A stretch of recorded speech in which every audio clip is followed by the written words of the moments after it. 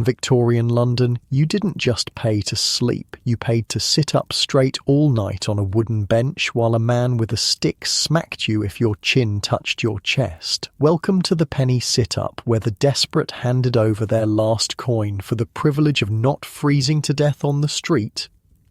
Hey, before we dive into this nightmare, if these stories help you fall asleep, hit subscribe so you don't miss any. Comment where you're listening from and what time. I'm always reading them thinking, wait, people in New Zealand listen to history stories to sleep. So get comfortable. Pull that blanket up. Adjust your pillow. You're going to need that comfort because we're heading to London, 1887, and there's nothing comfortable waiting for us there. Your eyes snap open to the smell of unwashed bodies and coal smoke. For a moment, your brain can't make sense of the dense, fetid fog filling your lungs. You're on a hard wooden bench in a cavernous hall packed shoulder to shoulder with other bodies. The Salvation Army's penny sit-up shelter on Blackfriars Road. You're instantly aware of the ache. Every muscle in your back screams from sitting upright all night. The bench has no back support, just a flat, splintered plank worn smooth by thousands of desperate bodies before yours. Your neck is stiff, your shoulders knotted. Unlike your pillow at home, there's no comfort here, just the constant battle against gravity trying to pull you into sleep. Oi no sleepin'.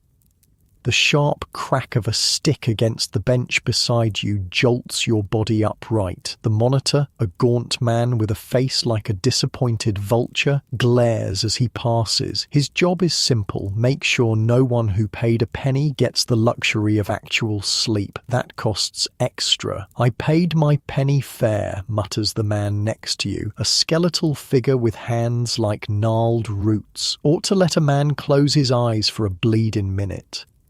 He's right, of course, but the rules of the penny sit-up are brutally simple. 1 penny buys you a spot on this bench until morning. No lying down, no sleeping, just sitting upright through the endless night hours, fighting exhaustion while surrounded by the sounds and smells of 200 other souls doing the same.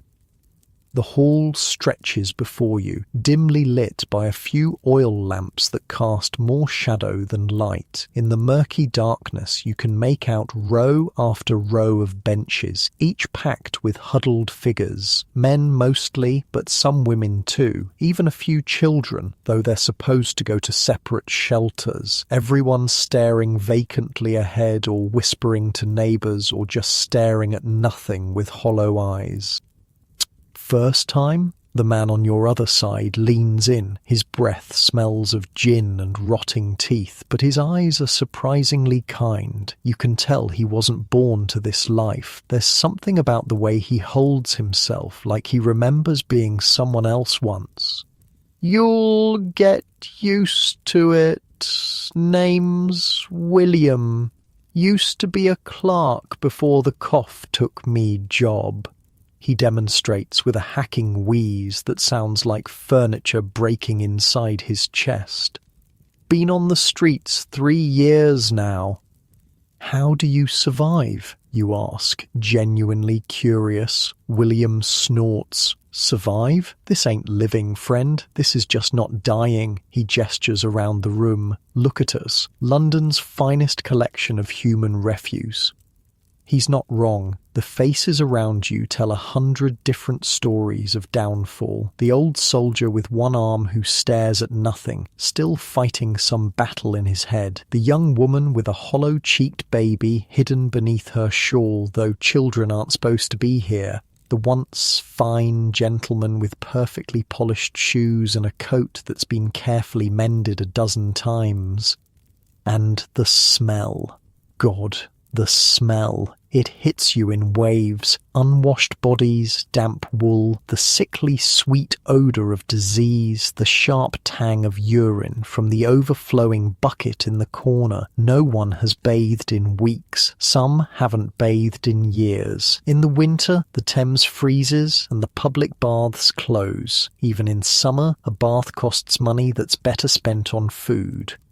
You've got to understand the hierarchy, William continues, warming to his audience. Penny sit-up is the bottom rung. Next up is the 2-penny hangover, where you get a rope to lean on. Proper luxury, that is. His sarcasm is as thick as the air. Then there's the 4-penny coffin, actual wooden box to sleep in, practically a palace. And you? Where do you usually sleep, you ask?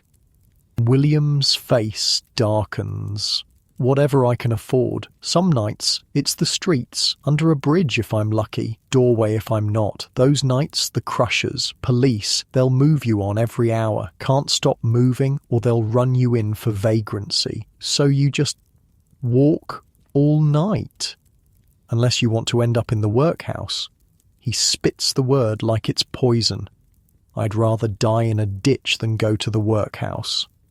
The workhouse. The mere mention sends a ripple of tension through those nearby. Victorian England's solution to poverty, a prison for the crime of being poor. Work breaking stones or picking oakum until your fingers bleed, separated from your family, eating slop that pigs would refuse, sleeping on straw infested with lice.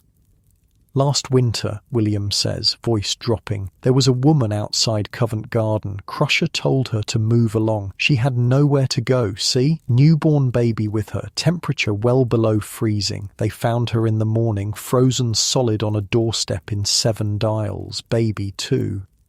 The silence that follows feels thick enough to cut, not because the story is shocking, everyone here has a similar tale, but because of the collective, unspoken acknowledgement that could be any of us tomorrow. Your stomach cramps painfully, a reminder that you haven't eaten since yesterday morning, a half-rotten potato and some scraps from behind the butcher's shop on Fleet Street. Your mouth waters at the memory. Food comes at 5, William says, noticing your discomfort. Bread and tea, barely enough to keep a bird alive, but it's something. If you get it, mutters a voice from behind. Run out quick, they do. You turn to see a boy who can't be more than 14, though his eyes belong to someone much older. Street children are everywhere in London, orphaned, abandoned, or simply lost in the city's vast maze. Some have never known any other life. What happens at morning, you ask, realizing you don't know the procedure. They kick us out at 6, William answers. Back onto the streets. Most will head to the docks or Covent Garden, try to pick up work. Strong backs can earn a few pennies unloading ships or carrying crates. Rest of us. He trails off with a shrug. Beg, steal, whatever it takes. The monitor passes again, stick tapping rhythmically against his leg. His eyes scan the benches for anyone succumbing to sleep. Finding none, he moves on, but the message is clear. Rest is not allowed. What's his story, you ask, nodding toward the monitor once he's safely past. William chuckles darkly. Harris? Used to be one of us. Got the job last winter, sleeps in a proper bed now, in a room upstairs, gets 3 meals a day and 6 shillings a week. For that, he'd beat his own mother if she nodded off. You understand the bitterness in his voice. When survival is this desperate, betrayal comes cheap. The hours crawl by. Your back screams for relief. Your eyelids feel like they're weighted with lead. Every few minutes, someone is prodded awake with a sharp jab. Occasionally, an argument breaks out over space, over a stolen cap, over nothing at all. The tensions of poverty boil over in small, vicious eruptions. This lot's civilized, William comments after 2 men are separated before their shoving match can become something worse. You should see the place on Doggett Street. Knife comes out every night there. A hacking cough erupts from somewhere in the room, a deep, wet sound that speaks of consumption. Tuberculosis. The deadly disease spreads like wildfire through places like this. You instinctively hold your breath, though you know it's futile. If the disease is in this room, chances are you've already been exposed. Girl died right where you're sitting last month, William says casually. Coughed blood all over, then just keeled over. They dragged her out the back. No family, so parish burial. Pauper's grave. He says this without emotion, just stating facts. Death is too common here to warrant special notice. Around 2 a.m, the door bangs open, letting in a blast of frigid air. 2 men stumble in, supporting a third whose face is a mask of blood. The injured man's eye is swollen shut, his lips split. Got jumped, one of the supporters explains to no one in particular. 3 toffs out larking, took his boots. Again, there's that collective lack of surprise. Violence is just another hazard of life on the streets, as common as hunger and cold. The wealthy youth of London sometimes make sport of attacking the homeless, easy targets who can't fight back or report the crime. Could have been worse, William says quietly. Last summer, some rich boys set a sleeper on fire under the arches at Charing Cross. Thought it was a grand joke. Your stomach knots at the casual cruelty. In your comfortable bed at home, such stories would seem like fiction, too horrible to be real. Here, they're just Tuesday. The injured man is settled on a bench. No medical attention is offered. He'll live or he won't. Why do they hate us so much, you chaksish? He's genuinely puzzled. William considers this. They don't see us as people. We're like rats to them, vermin. Problem to be solved. He shifts on the hard bench. Read in the paper last week, some doctor suggesting they should round us all up, ship us to Australia like they used to do with convicts, clean up the streets. But we haven't done anything wrong, you protest. The old man gives you a look that's half pity, half amusement. Being poor is the worst crime in England, friend. Always has been. The night inches forward. A clock somewhere strikes 3. The hall has settled into a restless collective discomfort. Bodies shift on hard benches. Coughs and snores punctuate the gloom. The monitor has retreated to a chair by the door, half asleep himself now, but still occasionally rousing to make his rounds. You find yourself nodding off despite your best efforts. Your chin drops to your chest, and for a blessed moment sleep begins to take you. Then a sharp pain in your ribs. William has elbowed you awake. Harris is coming, he whispers urgently. Look alive. You jerk upright just as the monitor passes. He gives you a suspicious look but moves on. Thanks, you murmur. William nods. We look out for each other, or try to. It strikes you that despite the misery, there's a community here. The lowest rung of London society has its own rules, its own codes of conduct. Help when you can, share what little you have, watch each other's backs. The man with the bloody face is now snoring softly, his injuries already crusting over. Someone has given him a cap to replace the one he lost in the attack. A woman 2 benches over is quietly sharing something wrapped in newspaper, some kind of food, with the boy who spoke earlier. These small kindnesses seem almost miraculous in a place defined by deprivation. Most folks would be surprised, William says, following your gaze. Think we're all thieves and cutthroats down here. Some are, mind, but most just ordinary people who ran out of luck. What was your bad luck, you ask? William's face closes off for a moment. Then he sighs. Wife died in childbirth. Baby too. Started drinking. Lost my position. Lodgings went next. Once you're on the street, it's near impossible to get back up. He rubs his chest unconsciously. Consumption will take me soon enough. I can feel it in my lungs. He says this matter-of-factly, without self-pity. Just another reality of life at the bottom. A disturbance near the door draws your attention. A new arrival, a woman, clearly drunk, being turned away by the night porter. The penny sit-ups have strict rules about intoxication. The woman's slurred protests fade as she's pushed back out into the night. She'll freeze, you say, troubled. Maybe, William agrees. Maybe not. Gin keeps you warm for a while at least. Kills the hunger too.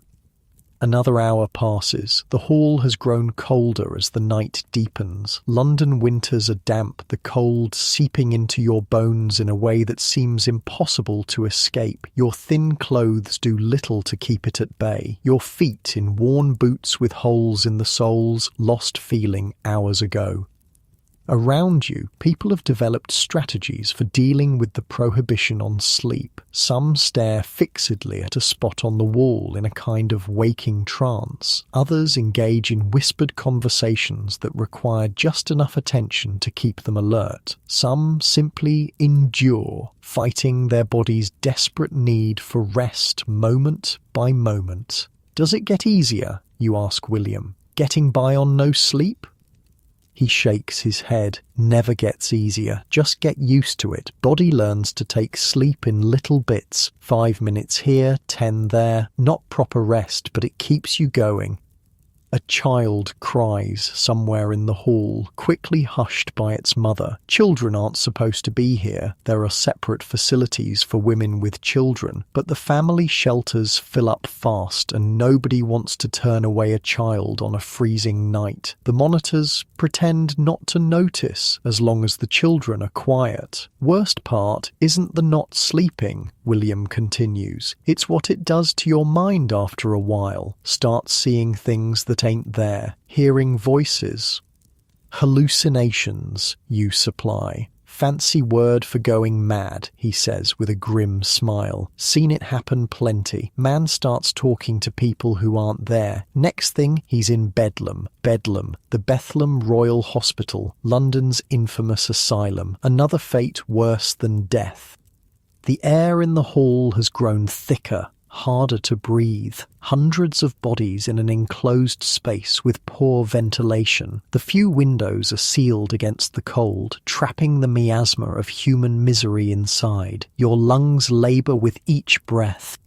Unlike your warm bed at home, with clean sheets and fluffy pillows, there's no escape from the physical reality of poverty here. It's in every painful breath, every aching muscle, every rumble of your empty stomach. It's in the constant proximity of others. No privacy, no personal space, just the collective struggle to survive one more night. The clock strikes 4. 2 more hours until release. Your body feels like it's been beaten, every joint stiff, every muscle screaming. But there's a strange solidarity in the shared discomfort. No one here is suffering alone. Tell me something good, you say suddenly to William. Something from before. He looks surprised by the request, then thoughtful. Used to take my wife to Regent's Park on Sundays, he says finally. She loved the flowers, always said she wanted a garden of her own someday. His weathered face softens at the memory. Her name was Mary, prettiest girl in Cheapside. For a moment, you can almost see it. William, as a younger man, walking arm in arm with his wife through a sunlit park, their future still bright with possibility, before consumption and childbirth and poverty rewrote their story. What about you? He asks. What did you lose? The question catches you off guard. You begin, but William interrupts with a raised hand. Don't matter. We all had something once. That's what haunts us at night, the remembering. A bell rings suddenly, startling you. People begin to stir more actively, a current of anticipation running through the hall. Breakfast, William explains, such as it is. 2 Salvation Army workers appear with large metal pots and begin moving down the rows. Each person receives a tin cup of thin tea and a small piece of bread. The tea is lukewarm and tastes faintly of metal, but it's wet and contains a hint of sugar. The bread is stale, but edible. For many, it will be their only food today. You accept your portion gratefully. Around you, people fall on the meagre provisions with varying degrees of dignity. Some tear at the bread like animals, while others break it carefully into small pieces, making it last. Eat slow, William advises. Fools gulp it down, then their stomachs cramp something fierce. You follow his advice, savouring each small bite of bread, each sip of weak tea. It's barely enough to take the edge off your hunger, but it's something. As people finish eating, the atmosphere in the hall changes subtly. Morning is coming. Soon they'll all be back on the streets, facing another day of scraping by. Some look defeated by the prospect. Others have a determined set to their shoulders. They have plans, schemes, ways to get through the next 18 hours until night falls again. "What will you do today?" you ask William. He coughs painfully before answering. "Try my luck at Covent Garden. Rich ladies sometimes give pennies to old soldiers." He taps his leg. "Got a bit of shrapnel in the knee from the Crimea. Not enough for a pension, but enough to earn a bit of sympathy when I play it up." You realise he's not actually old, probably no more than 50, but life on the streets has aged him prematurely. His weathered face and white hair belong to a man 20 years his senior. "And tonight?" you ask. He shrugs. "Depends what I earn. Maybe back here, maybe the 2 penny if I do well." He gives you a sidelong glance. "Word of advice? If you can scrape together 4 pence, get yourself a coffin for the night. Actually sleep lying down. Make all the difference in the world." Before you can respond, the bell rings again, longer this time. The monitors begin moving through the hall, rousing anyone who's managed to doze off despite the rules. "Time to go," William says, standing with a grimace of pain. "London awaits." All around, people are gathering their meagre possessions. A spare shirt wrapped in newspaper, a dented tin cup, a carefully folded blanket too thin to provide real warmth. The few valuables they have are kept close to their bodies in hidden pockets or pouches hung around their necks. Theft is common, both in the shelters and on the streets. You stand too, your muscles protesting the movement after hours of enforced stillness. Blood rushes painfully back into your numbed extremities. For a moment, the world spins. "Easy," William says, steadying you with a surprisingly strong hand. "Gets everyone like that." The doors of the shelter are thrown open, letting in the grey light of dawn and a blast of cold air that cuts through your inadequate clothing like a knife. Outside, London is waking up. Cartwheels rumble on cobblestones. A distant factory whistle blows. The smell of coal smoke hangs heavy in the air. People begin filing out, a procession of the destitute returning to the streets that are both their home and their prison. Some move with purpose, heading for jobs or begging spots or the docks where day labour might be found. Others shuffle aimlessly, with nowhere particular to go, and nothing particular to do but survive another day. William pauses at the door. "Good luck to you," he says, offering his hand. You shake it, feeling the rough calluses of a life spent working, now overlaid with the grime of poverty. "Same to you," you reply. "Maybe I'll see you tonight." He smiles, revealing gaps where teeth should be. "Hope not. Hope you find better." Then he's gone, swallowed by the stream of humanity pouring out into the London morning. You follow, stepping onto the street. The cold hits you anew, seeping through the thin soles of your boots. Your stomach already cramps with returning hunger. The day stretches ahead, long and uncertain, but you're alive. You survived the night. In Victorian London, for the homeless, that's sometimes victory enough.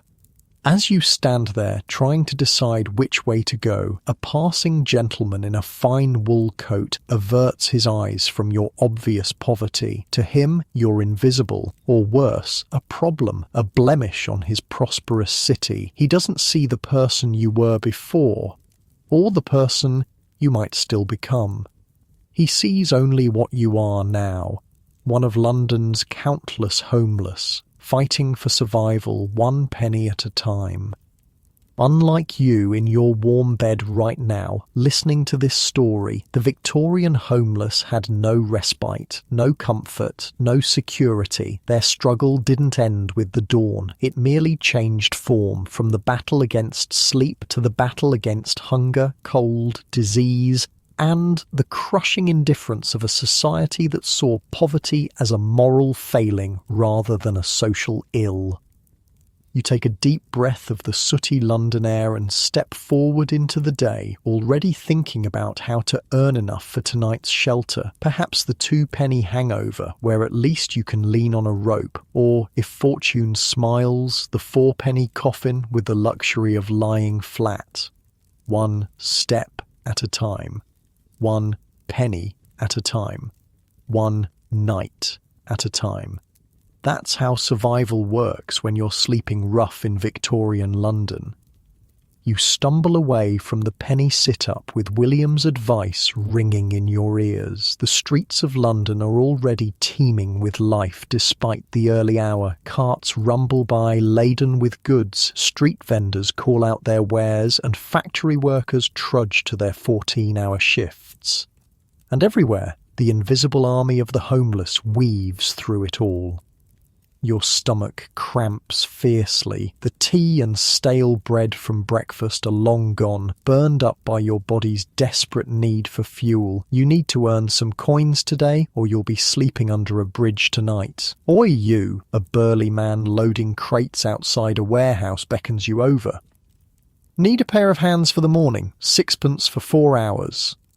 6pence. That's enough for food and a better shelter tonight. You nod eagerly, and soon you're hefting wooden crates that smell of tea and spices. Each one weighs more than seems possible, and by the second hour, your arms are trembling. But you keep going. 6pence means a 2-penny hangover tonight instead of the sit-up. It means actually being able to lean on something and maybe, just maybe, get some real sleep. The work finishes just past noon. The foreman flips you a 6pence, which you catch and tuck quickly into a secret pocket you've sewn into your waistband. In Victorian London, showing money is an invitation to theft. You find a street vendor selling pea soup from a cart. "Penny a bowl," the woman says, eyeing your ragged clothes suspiciously. The soup is watery and lukewarm, with more water than peas, but it fills the gnawing hole in your belly. You savour each spoonful, knowing it might be your only proper meal today. As you eat, you notice a young boy watching you hungrily from across the street. His face is so thin you can see the outline of his skull, and his eyes have that hollow look of chronic starvation. You hesitate, then beckon him over. "Here," you say, pushing the half-full bowl toward him. "Finish it." He doesn't speak, just snatches the bowl and gulps down the remaining soup so fast you worry he'll choke. When he's done, he wipes his mouth with a grimy sleeve and gives you a nod before disappearing into the crowd. That small act of kindness leaves you oddly warmed despite the biting cold. You've been on the streets long enough to know that such moments of connection are rare treasures. The afternoon stretches before you. With food in your belly and money for tonight's shelter, you allow yourself to simply walk, observing the city around you. London is a place of stark contrasts. Fine carriages roll past children in rags. Shop windows display luxuries, while beggars huddle in doorways. As dusk approaches, you make your way toward the area known for its 2-penny hangovers. The streets grow narrower here, the buildings leaning toward each other as if sharing secrets. The smells intensify: rotting vegetables, human waste, the sour reek of poverty. You find the place, a nondescript building with a small sign reading Night Refuge 2D. Already a queue has formed, men and women with that particular look of the long-term homeless, gaunt faces, wary eyes, clothes worn to shapeless rags. You join the line, clutching your precious 6pence. The sun has set, and a freezing fog rolls in from the Thames, turning gas lamps into ghostly orbs. Your breath forms clouds in the frigid air. First time at the hangover, the man behind you has a thick Irish accent and one eye clouded with cataracts. You'll be missing your penny sit-up, I warrant. Is it that bad? You ask. He gives a wheezing laugh. Bad? It's a bloody marvel of human torture, so it is. But you can actually sleep. If you don't mind waking with a neck so stiff, you'll think you died in the night. The line shuffles forward. You can hear raised voices from inside, an argument over money or space or some perceived slight. The homeless may band together for survival, but tension runs high when resources are scarce. "Name's Patrick," the Irishman says. "Was a bricklayer till I lost the eye. Now I'm what the fancy folks call indigent." He pronounces the word with mock refinement. "What happened to your eye?" you ask. "Oh, lime mortar. Splash of it went right in. Didn't have coin for a doctor, so," he shrugs. "London's full of one-eyed bricklayers. We're practically a guild." The queue moves again. You're at the entrance now, a narrow door guarded by a man built like a prize fighter. His expression suggesting he enjoys his work a bit too much. "Twopence," he grunts, holding out a meaty hand. You drop the coins into his palm and he jerks his head toward the interior. "Through there. Find a space. No fighting, no stealing, no pissing on the floor. Break the rules, you're out on your arse with no refund." The room beyond is long and narrow, lit by a few smoky lanterns that do more to create shadows than dispel them. Along both walls run wooden benches, and stretched in front of each bench is a thick rope, held about 3 feet off the ground by metal posts. And draped over these ropes, like laundry hung out to dry, are people. They lean forward over the rope, arms dangling, heads lolling, in a posture that looks profoundly uncomfortable, yet allows a kind of half-sleep. The rope supports their weight, keeping them from falling forward off the bench. "Jesus Christ," you mutter, taking in the scene. "Nah, he's got better accommodations," Patrick says behind you. "This here's for sinners like us." The room holds perhaps 60 people already, with space for 20 more. The smell hits you like a physical force. Unwashed bodies, damp wool, the sickly sweet odour of suppurating wounds, and the unmistakable tang of urine, despite the rule against it. You find an empty spot on a bench and gingerly take your place. The wooden seat is hard and cold, worn smooth by countless bodies before yours. The rope in front of you is surprisingly rough, made of hemp that scratches your hands when you grip it. Trick is to get your weight just right, Patrick advises, taking the spot next to you. Too far forward, the rope cuts into you. Too far back, you'll fall off when you doze. You adjust your position, trying to find that precarious balance. Around you, others are doing the same, or have already found it and hang suspended in that strange half-sleep, heads drooping over the rope. A woman across from you catches your eye. She's older, with grey hair, escaping from beneath a tattered bonnet. Despite her obvious poverty, there's a dignity to her posture, a refusal to be completely broken by circumstances. "First hangover?" she asks, noticing your awkward adjustments. You nod. "Put your wrists over first, then let your head drop," she demonstrates, her thin arms draped over the rope, hands dangling. "Spreads the pressure, otherwise you'll have a rope burn across your chest come morning." You follow her advice and find it does help. "Thank you." "Martha," she introduces herself, "former lady's maid to a duchess, now lady's maid to this fine establishment." Her dry humour is unexpected. "What happened?" you ask, then immediately regret the question. On the streets, personal histories are often guarded, but Martha doesn't seem offended. "Duchess died, new duchess brought her own maid. At my age, not many families looking to hire, spent my savings. Here I am." She says this matter-of-factly, without self-pity. "You?" Before you can answer, a commotion erupts at the far end of the room. 2 men are arguing, their voices rising sharply above the general murmur.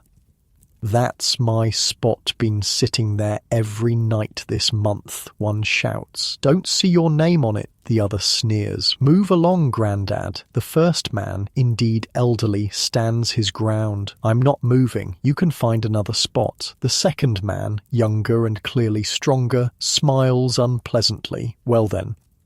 What happens next is brutally quick. The younger man shoves the older one hard. The elderly man stumbles backward, loses his balance and falls heavily. There's a sickening crack as his head hits the floor. For a moment, the entire room goes silent. Then the elderly man groans, a hand going to his bloodied head. The guard who took your money appears, alerted by the noise. He takes in the scene with practiced indifference. "Both of you out," he says flatly.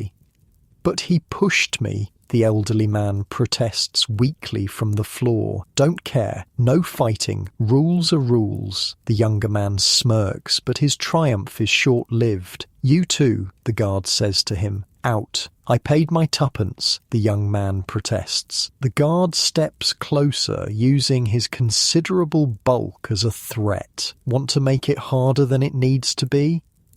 The young man glares but backs down. He stalks toward the door, kicking over a small bundle that presumably belongs to the elderly man. Two other residents help the elderly man to his feet. Blood trickles from a cut on his scalp, but head wounds always bleed dramatically. He'll likely be fine, physically at least, but he's lost his shelter for the night, and at his age, a night on the streets in winter could be a death sentence.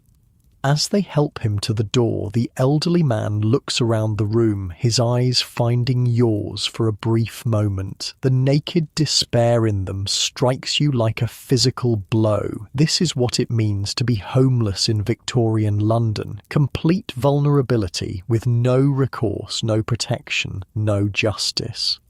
The incident casts a pall over the room. People avoid eye contact, hunching more deeply over their ropes as if trying to disappear. Violence is a constant companion to poverty, but no one ever gets used to it. "Happens every night," Martha says quietly. "Different people, same story. When you've got nothing left but your dignity, some folks get mighty protective of it."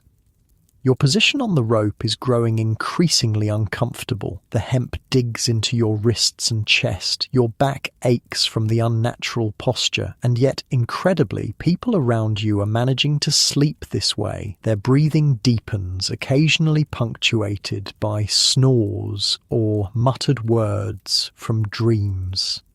"Does it get easier?" you ask Martha, shifting to relieve the pressure on your chest. "The rope? No."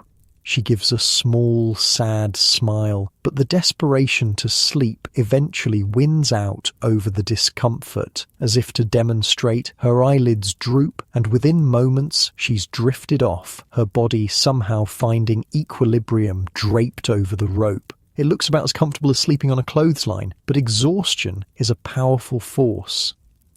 You try to follow suit, letting your head drop forward, trying to relax despite the awkward position. Each time you start to drift off, your body jerks awake, a primal response to the sensation of falling. Beside you, Patrick has no such troubles. He leans on the rope with the practiced ease of long experience. Already asleep, his breathing raspy but regular.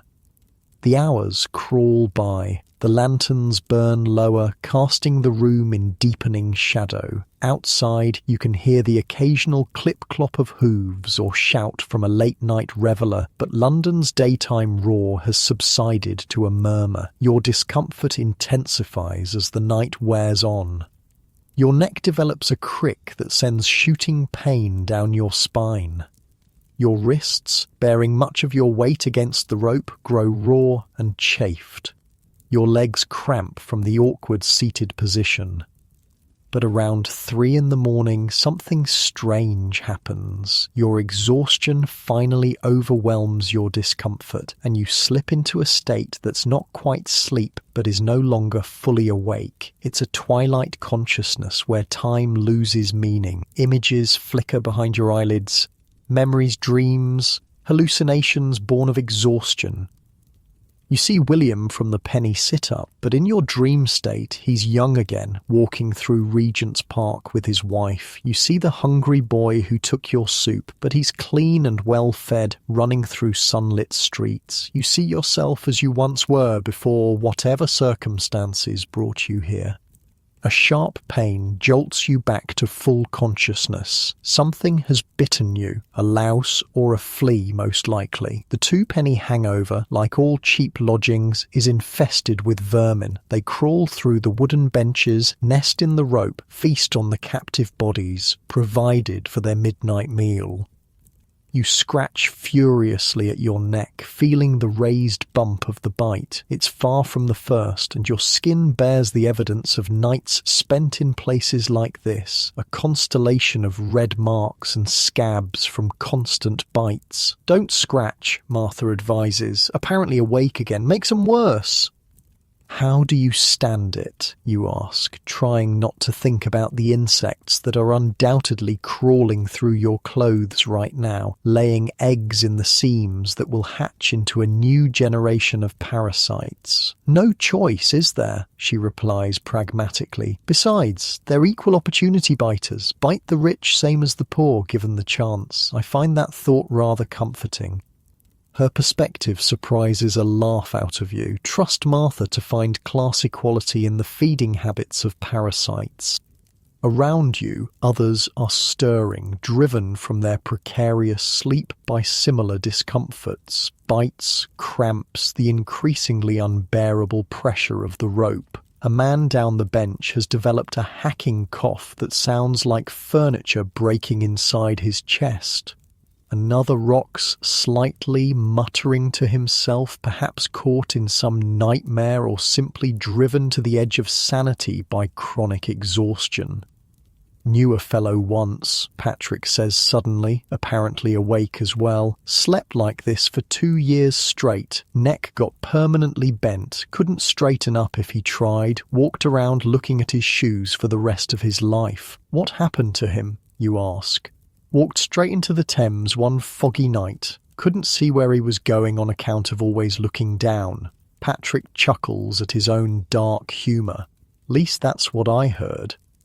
The night crawls on. The discomfort of the rope becomes almost meditative in its constancy, a fixed point around which your consciousness orbits. Your body has moved beyond pain to a kind of numb acceptance. This, you realize, is how people survive such conditions, night after night.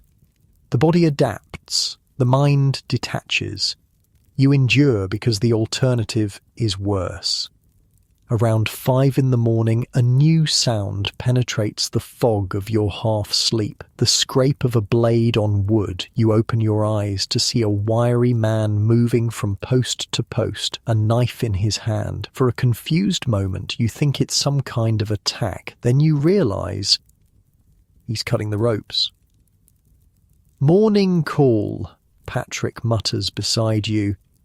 Brace yourself. Before you can process his warning, the man reaches the rope you're leaning on. With a quick slash, he severs it. Suddenly deprived of its support, your upper body pitches forward violently. Only a desperate grabbing at the bench keeps you from sprawling face first onto the floor. All around, people are falling or catching themselves, a chorus of curses and groans filling the air. It's a brutal way to wake, but effective. Within moments, everyone is upright, bleary-eyed, but undeniably awake. Out everybody out, the knife wielder shouts, moving through the room. New day, new penny. Out you go. People begin gathering their meagre possessions. A spare shirt wrapped in newspaper, a dented tin cup, a carefully folded blanket too thin to provide real warmth. The few valuables they have are checked to ensure they weren't stolen in the night. Bloody hell, you mutter, rubbing your neck. It feels like it's been broken and poorly reset. Your wrists bear angry red welts from the rope, and every muscle in your back screams in protest as you stand. Told you you'd miss your penny sit-up, Patrick says with grim amusement, though I reckon you actually got some sleep, which is more than you can say for those poor bastards. He has a point. Despite the discomfort, you did manage some fractured sleep, certainly more than would have been possible sitting upright on a bench all night. Martha is already on her feet, adjusting her bonnet with dignity that seems out of place in these squalid surroundings. "Off to try for work at the laundry," she says. "They sometimes need extra hands on Wednesdays." "Good luck," you tell her sincerely. She gives you a small nod. "You as well. Perhaps see you tonight." "Not if I can help it," you reply, echoing William's words from yesterday. "Hope you find better." She smiles at that, a genuine smile that transforms her tired face. Hope springs eternal, even in the two-penny hangover. With that, she joins the shuffling line heading for the door, out into the pre-dawn darkness of London. You follow, your body a catalogue of new pains, your neck can barely turn, your back feels permanently bent, your wrists are raw, and yet you're better off than many. You slept after a fashion, you have a few pennies left for food, you're alive to face another day. Outside, the city is still wrapped in darkness, but the first hints of activity are stirring. Night soil men finishing their rounds, collecting human waste from cesspits, bakers firing up ovens for the day's bread, factory workers trudging to shifts that begin at ungodly hours. And everywhere, the homeless, emerging from shelters like yours, from doorways and arches, from wherever they found a few hours' respite from London's dangerous streets. Patrick gives you a nod of farewell before limping off toward the docks. You wonder what work a one-eyed man can find there, but survival breeds resourcefulness. Perhaps he knows a foreman or has some skill that outweighs his disability. You stretch, trying to work the knots out of your abused muscles. The two-penny hangover was a unique form of misery, but you can see why it's popular despite the discomfort. Sleep, even compromised sleep, is a precious commodity when you're homeless. A group of well-dressed young men stumbles past, clearly ending their night rather than beginning their day. They're drunk and loud, returning from some gentleman's club or late-night entertainment. One of them spots your ragged clothes and rope-burnt wrists. "I say, Jenkins, look at this specimen," he calls to his friend. "Must be fresh from the two-penny doss house." His companions laugh as if he said something terribly witty. One of them tosses a penny at your feet. "There you are, old chap. Start saving for a proper bed." More laughter as they continue on their way. Your existence nothing more than a momentary amusement in their privileged lives. You pick up the penny, pride is a luxury you can't afford, and pocket it, 1/3 of the way to tonight's hangover or half of a bowl of soup. In the economy of survival, every penny counts.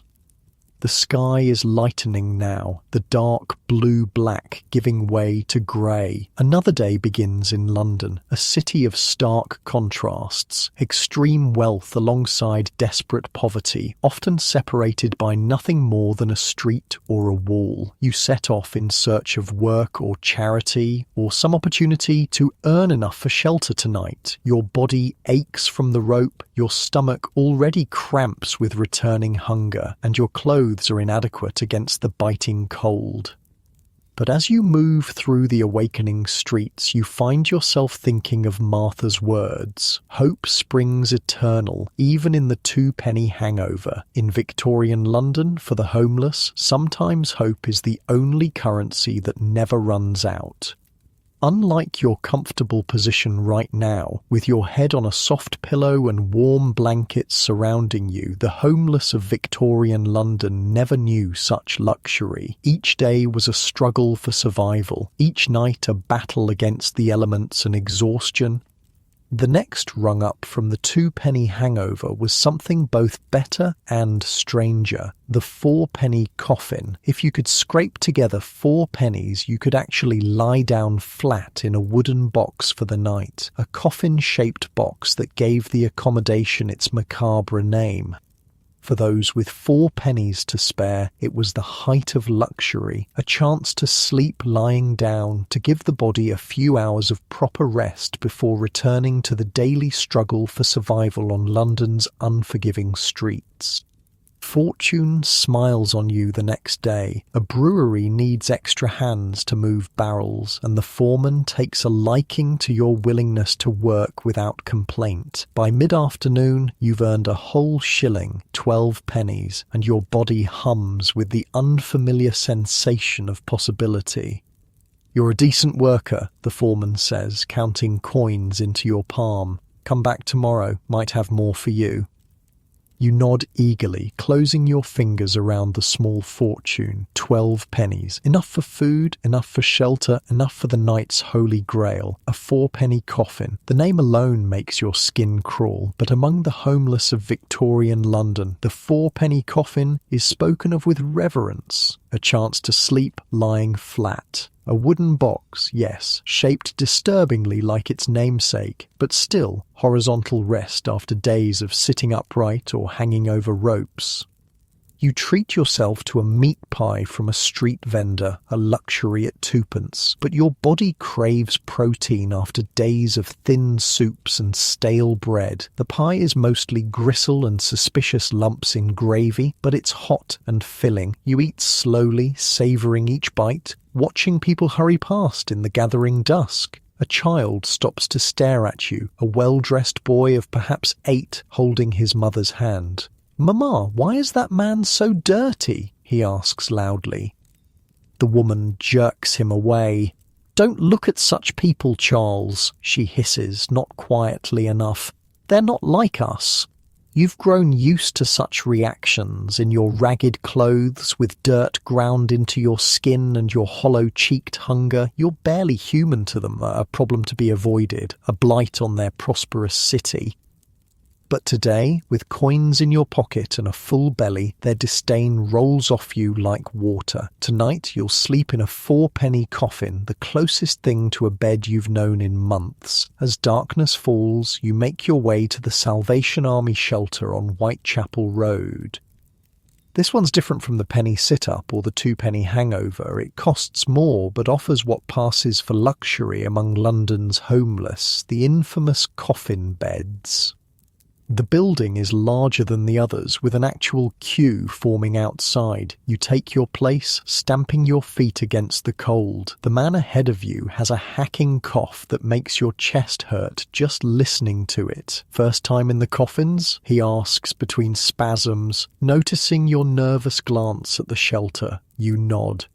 "Oh, lucky bastard," he says without rancour. "Been trying to save up for weeks, always end up spending it on food instead." He pats his concave stomach ruefully. "Someday." The queue shuffles forward. At the door, a stern-faced woman in a Salvation Army bonnet takes your 4 pennies, scrutinising them as if suspecting counterfeits, before nodding you through.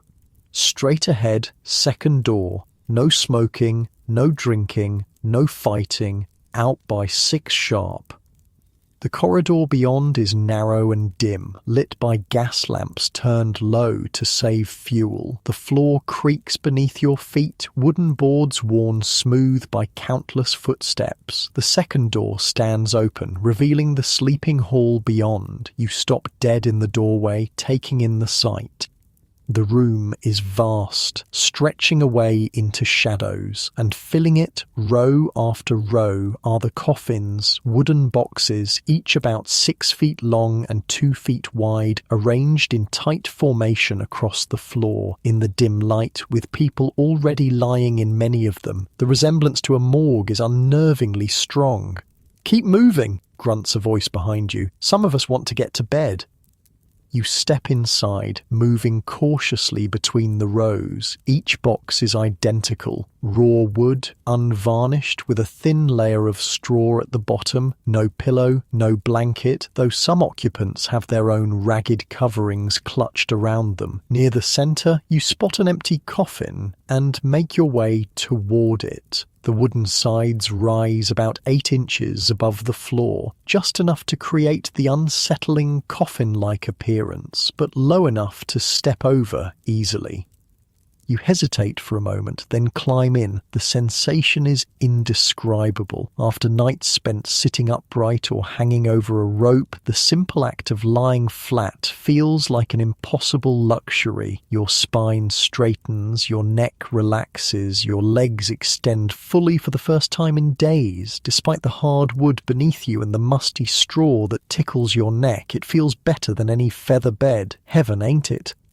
You turn your head to find William, the old man from the penny sit-up, lying in the coffin beside yours. His weathered face splits in a gap-toothed grin at your surprise. "William, what are you doing here?" "Got lucky," he says. "Woman gave me 6pence for helping with her marketing. Straight here I came." He shifts slightly, wincing, though these old bones find even the coffins a bit hard these days. "Still better than the hangover," you reply, thinking of the rope-burned welts on your wrists. "God's truth," he agrees fervently. "Did the hangover last night then?" You nod, settling into your coffin. The straw crackles beneath you, releasing a musty smell that mingles with the ever-present odours of unwashed bodies and damp wool that permeate all homeless shelters. "How'd you find it?" William asks. "Brutal," you admit. "Got some sleep, but woke up feeling like my neck was broken." He chuckles. "Try doing it with consumption. Spent half the night coughing myself awake, other half trying not to fall on my face when the coughs hit." Around you, the room fills as more people are admitted. Soon, nearly every coffin is occupied. Men mostly, but some women too, and even a few children who should be in separate facilities but have nowhere else to go. The coffins are placed so close together that you could reach out and touch the people on either side of you. There's no privacy, no personal space, just a sea of humanity packed together like goods in a warehouse. "Bit crowded," you observe. William snorts. "Been in workhouses where they packed us tighter, 6 to a bed there, and not everyone alive by morning." The casual reference to death sends a chill through you. William speaks of it with the fatalism of someone who's seen too much of it to be shocked anymore. A bell rings, and the stern woman from the entrance appears at the far end of the room. "Lights out in 5 minutes, she announces. "Anyone found smoking after lights out will be expelled. Anyone found with alcohol will be expelled. Anyone fighting will be expelled and reported to the police." Her gaze sweeps the room, lingering on known troublemakers before she withdraws. Immediately, there's a flurry of activity as people take their last opportunity to move around, visiting the crude toilet facilities in the corner, arranging their few possessions, settling debts or grievances before darkness falls. "She means it too," William says. "Saw her throw out a man with no legs last winter. Crawled out on his hands, he did, right into a snowstorm." "For smoking?"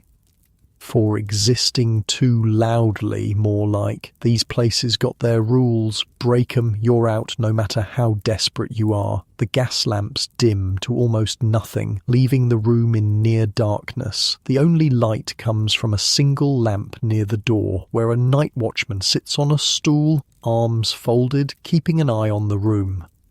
In the sudden quiet, 100 different sounds emerge. Coughing, snoring, the rustle of straw as people shift position, whispered conversations, a child whimpering somewhere in the darkness. The symphony of human misery played nightly in shelters across London. But there's something else too. An undercurrent that surprises you. Laughter. Soft chuckles, muffled giggles, the sounds of jokes shared and stories told. Even here, in these grim surroundings, humanity finds ways to express joy. "Heard about the toff who fell in the Thames yesterday?" comes a voice from a coffin to your right. "Go on then," someone replies. "Seems he was showing off to some fine lady, walking along the embankment with his nose in the air. Walked straight into a lamppost, he did. Knocked himself backward into the river. Lady's dog jumped in after him, not to save him, mind, but to fetch his fancy hat." Laughter ripples through the darkness. You find yourself smiling too, picturing the scene. "Dog got the hat?" someone calls. "Got the hat, got a reward, got a warm place to sleep tonight. Better off than the lot of us." More laughter, louder now. For a moment, the shared amusement pushes back against the grimness of your surroundings. These people have nothing, yet they still have their humour, their humanity. "Settle down," the watchman calls irritably from his post. "Some folks trying to sleep." The laughter subsides, but a warmth remains. You feel it spreading through your chest, a sense of connection, of community. For all its horrors, there's something about shared hardship that binds people together. William shifts beside you, coughing softly. "Say what you will about these coffins, but at least the company's decent." You murmur agreement, feeling yourself begin to drift towards sleep. Your body aches from the day's labour, but it's a productive ache, not the bone-deep misery of hanging over a rope all night. The hard wood beneath you seems to soften as exhaustion takes hold. Somewhere in the darkness, a man begins to snore, a rhythmic soaring sound that rises and falls like waves. Someone else mutters in their sleep, fighting battles in dreams that can't be much worse than their waking reality. Your own consciousness begins to slip away, pulled down by the simple luxury of lying flat. But just before sleep takes you completely, a commotion breaks out near the door. "Please," a woman's voice, desperate and breathless. "My child is sick. We've nowhere else to go." "Rules are rules," comes the watchman's implacable response. "No admittance after hours. Come back tomorrow." "She won't last till tomorrow," the woman's voice breaks. "She's burning with fever. Please, I have money. 4p for me, 4p for her. Not my decision. Rules are rules." There's a sound like a sob, quickly stifled, then silence, and the soft click of the door closing.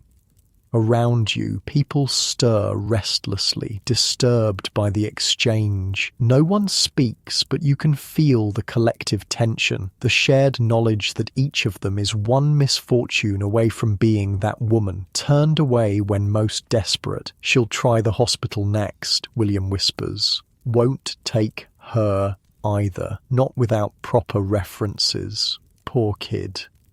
The casual brutality of it hits you anew. In Victorian London, even a sick child is just another problem to be managed, another body to be kept out of sight. But before the thought can fully form, exhaustion claims you. Sleep comes in a rush, pulling you down into blessed unconsciousness. You dream of coffins that float like boats on the Thames, carrying London's homeless away to some kinder shore. In your dream, William is young again, his consumption healed, steering one of the coffin boats with a long pole. "Coming?" he calls to you, but when you try to answer, your voice makes no sound. You wake sometime in the dead of night, momentarily disoriented. The room is dark and filled with the sounds of sleeping humanity. It takes a moment to remember where you are. The 4p coffin, the closest thing to a bed you've known in months.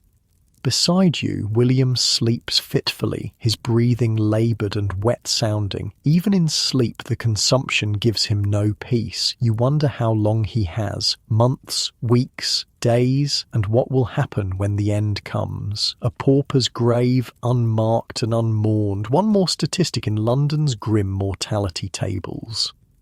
You turn onto your side, the straw crackling beneath you. Your hip bone presses painfully against the hard wood, but it's still better than sitting upright all night. At least here you can shift position, find small measures of comfort. The coffin is too short for you to stretch out fully. Your feet press against the end, forcing your knees to bend slightly. Your average height for a man of your time, about 5'7", but even so, the dimensions are constraining. Taller men must sleep curled like children or with their feet hanging over the end.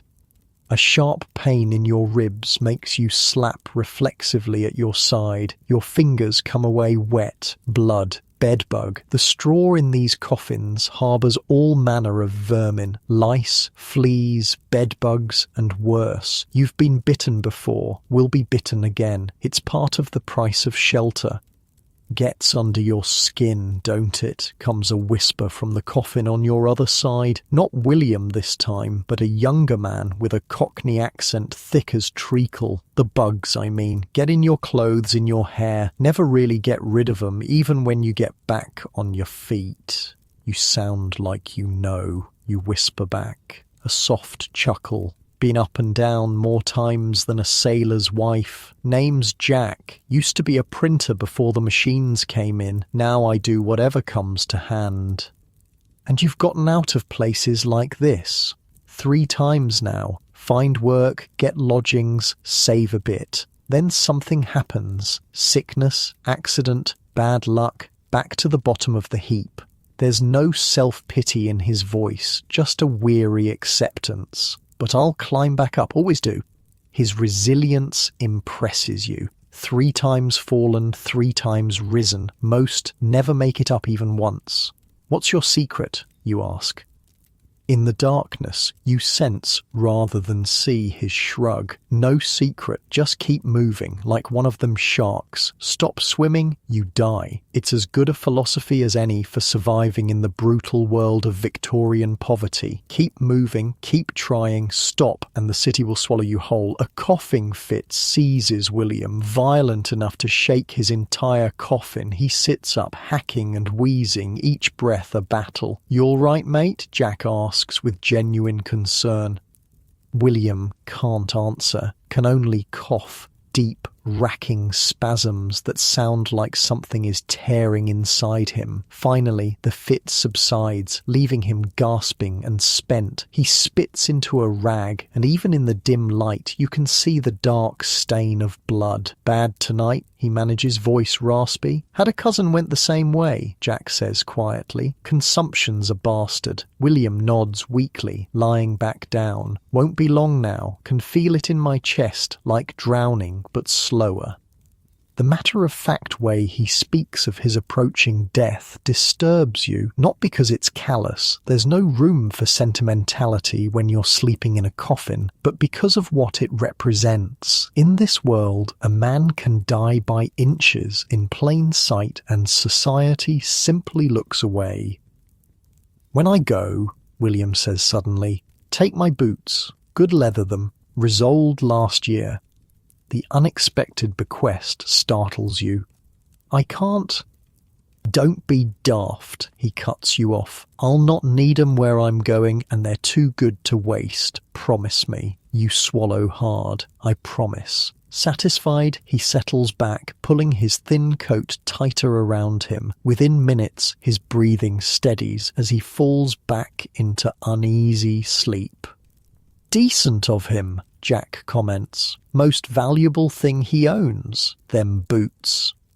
You nod, though he can't see you in the darkness. The gift is more than decent. It's a kind of faith, a belief that something of William will continue after he's gone, in a world that will toss his body into an unmarked grave. His boots walking on through the streets of London represents a kind of immortality.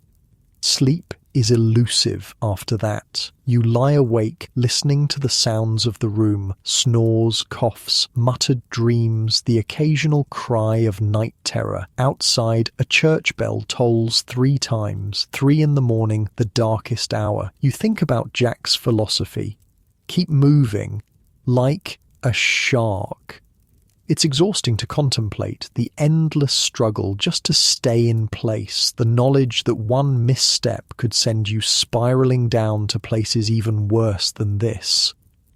Because there are worse places, the workhouse where families are separated, where work is deliberately pointless and crushing, designed to break the spirit as much as employ the body, the casual ward where you trade a night's shelter for a day of breaking stones or picking oakum until your fingers bleed, the street corner in winter where you might wake to find the person next to you hasn't woken at all, frozen in the night. Compared to those fates, your wooden coffin is a luxury. 4 pennies buys you flat ground beneath your back, a roof over your head, and the faint, flickering hope that tomorrow might be better. Morning comes too soon, announced by a bell that clangs with deliberate harshness. Around you people stir reluctantly, dragged from sleep back to their grim reality. Out in 15 minutes, calls the day watchman, a different man from the night before, but with the same implacable authority. Anyone still here at 1:15 gets reported for vagrancy. The threat is not idle. Vagrancy laws in Victorian England are harsh, designed to criminalise the condition of being homeless rather than address its causes. A charge of vagrancy can mean prison or the workhouse, both considered worse than death by many on the streets.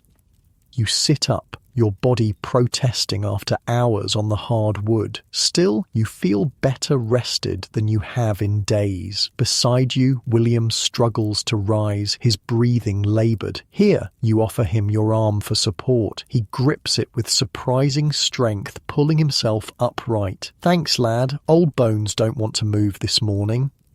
On your other side, Jack is already up and folding a threadbare blanket with military precision. Printer's fingers, he explains, catching your glance. Never lose the habit of neatness. Around you, the room is a flurry of activity as people prepare to face another day. Some have nothing to gather. They came with only the clothes on their backs. Others carefully pack small bundles, a spare shirt, a precious book, a child's toy preserved through all manner of hardship. You help William to his feet, steadying him as a coughing fit threatens to topple him back into the coffin. You should see a doctor, you say, knowing even as the words leave your mouth how useless the advice is. William gives you a look that's half amusement, half pity. With what money? For what purpose? No cure for what I've got, not for the likes of us.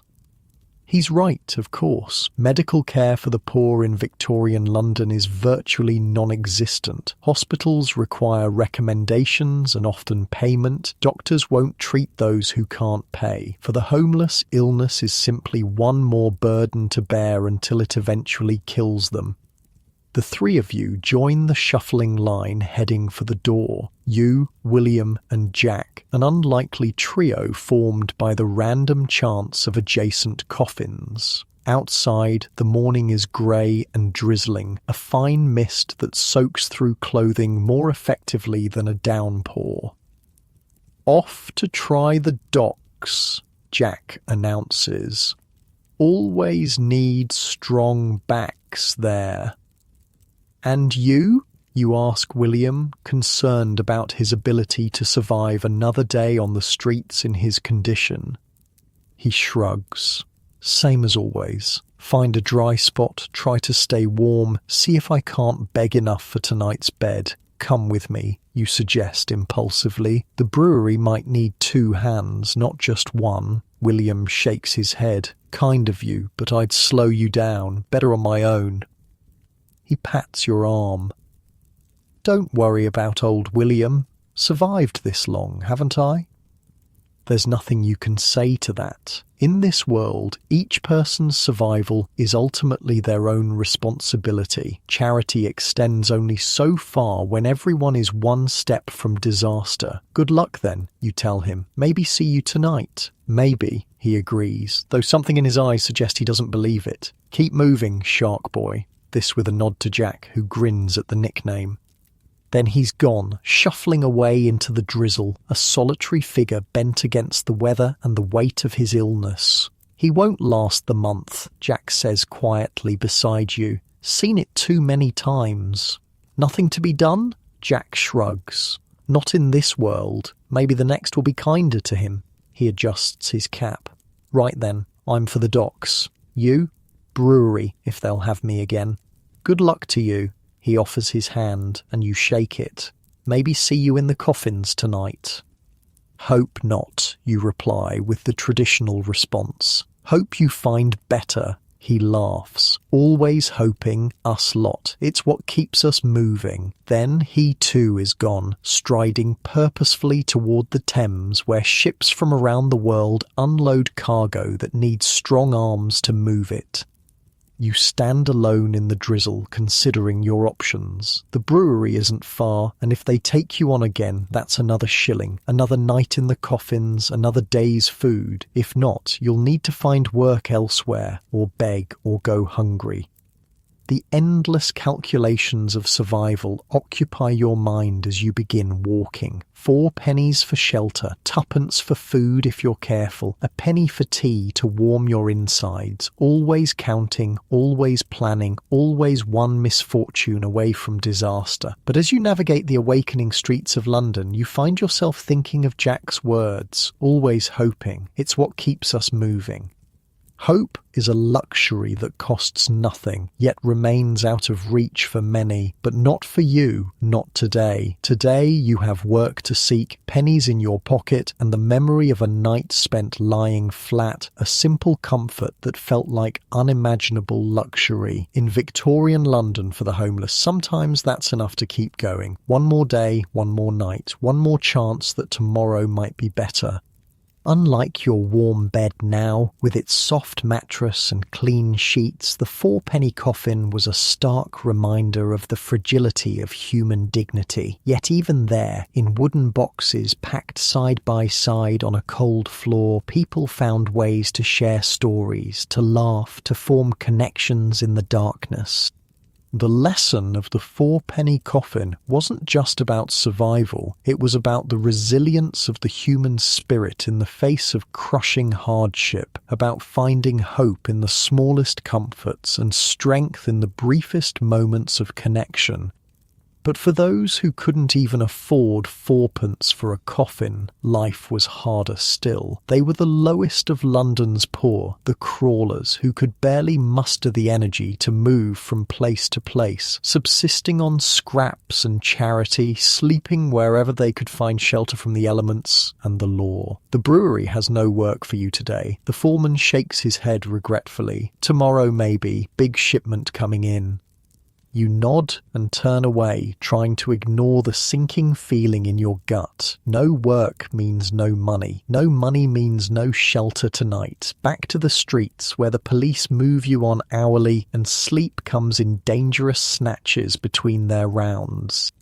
You still have 7pence left from yesterday's earnings. Enough for food at least, maybe even enough for a penny sit-up if you're careful. But as you walk away from the brewery, a bone-deep weariness overtakes you. 3 nights of interrupted sleep, first at the penny sit-up, then hanging over a rope, then in the wooden coffin, have left you exhausted despite their varying degrees of discomfort. The drizzle has stopped, but the day remains grey and cold. You pull your thin coat tighter, though it does little against the damp chill that seems to seep directly into your bones. Your stomach rumbles, reminding you that tea and bread at the shelter was hours ago. You spend a penny on a cup of tea from a street vendor, the hot liquid warming your hands as much as your insides. Then you wander, looking for opportunity. Odd jobs, errands, anything to earn a few coins. But London teems with the desperate, all seeking the same thing. At the docks, 100 men fight for 10 positions. Outside shops, a dozen boys compete to carry packages. Near the markets, women with hollow eyes offer to carry, clean, mend, or perform less savoury services for pennies. By afternoon, your legs ache from walking and your hopes have dwindled. You find yourself in a part of the East End you don't recognise, narrow streets crowded with tenements that lean toward each other as if sharing dire secrets. The smell here is worse than usual, not just the usual London miasma of coal smoke and sewage, but something deeper, a rot that seems to emanate from the buildings themselves. Turning a corner, you come upon a sight that stops you cold.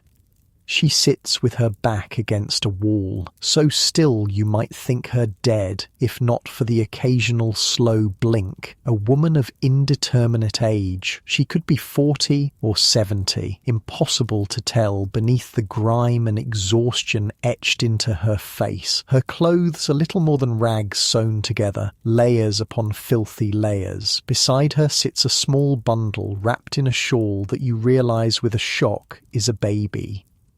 But it's her eyes that truly disturb you, vacant, distant, as if looking at something far beyond the squalid street. This is what the lowest of London's poor call a crawler, someone who has fallen so far that they can barely muster the energy to move from one spot to another. You approach cautiously. "Are you all right, ma'am?" Her eyes slowly focus on you, though her expression remains blank. "Watching the baby," she says in a voice like rustling paper. "Mother's working, penny for the day." You look more closely at the infant. It's unnaturally quiet, bundled so tightly only its face is visible. A tiny, pinched face with the same hollow look as the woman's. "Is the baby sick?" you ask, concerned by its stillness. The woman shrugs. "Most are. Live or die, not my doing. Just watch them for the penny." The casualness with which she discusses a child's potential death chills you, but you understand, in this world, attachment to anything, even a child, is a luxury the poorest cannot afford. To care is to invite heartbreak. "When did you last eat?" you ask, noticing the boniness of her wrists where they extend from her ragged sleeves. Again that indifferent shrug. "Yesterday? Day before? All the same." You reach into your pocket, fingers closing around your precious coins. 7pence. Your buffer against the night, your hope for shelter. But looking at the crawler and the silent baby, your own problems suddenly seem less immediate. You pull out 2pence and hold it out to her. "Here, get something hot inside you." She doesn't move to take it, just stares at the coins as if they're foreign objects she doesn't recognise. "Can't leave the baby," she says finally. "I'll watch it," you offer impulsively, "until you get back." Her vacant eyes narrow slightly, assessing you. Trust is rare on the streets, but the promise of food is a powerful motivator. Finally, she nods and takes the coins with fingers so dirty the grime has become part of her skin. "Back soon," she says, rising with painful slowness. "Don't take him nowhere." She shuffles away, moving with the characteristic gait of the crawler, a slow, painful progress that seems to require enormous effort for each step. You've heard that some crawlers move less than a mile in a day, conserving their minimal energy for the essential tasks of survival. Alone with the baby, you crouch down to check on it. The infant is alive but listless, its breathing shallow. Up close, you can see the signs of malnutrition, skin stretched too tight over tiny bones, a bluish tinge to the lips. "Hey there, little one," you murmur, adjusting the shawl to better protect it from the cold. "Your mum coming back soon?" The baby makes no response, not even the reflexive grasp when you touch its hand. Something is very wrong with this child, but in Victorian London, medical care for the poor, especially the homeless poor, is virtually non-existent. Chances are this baby has never seen a doctor and never will. Around you, the street continues its grim routine. A group of children play in the gutter, using a dead rat as a ball. A man with suppurating sores on his face begs from disinterested passers-by. Two women argue loudly over a broken bucket. Normal life in one of London's worst slums. You settle with your back against the wall, the baby beside you. The crawler's spot offers a good view of the street while providing some protection from the wind. You understand why she chose it. One of the thousands of calculations the homeless make daily just to survive. Across the street you notice another crawler, an old man huddled in a doorway, so still he might be part of the architecture. These are the people who have given up on bettering their situation, who focus solely on existing from 1 hour to the next, not living, just not dying. Unlike William with his consumption, or Jack with his determination to rise again, the crawlers have surrendered to their circumstances. They represent the last stage before death for many of London's homeless, a slow fading away, unremarked and unmourned. See them crawlers?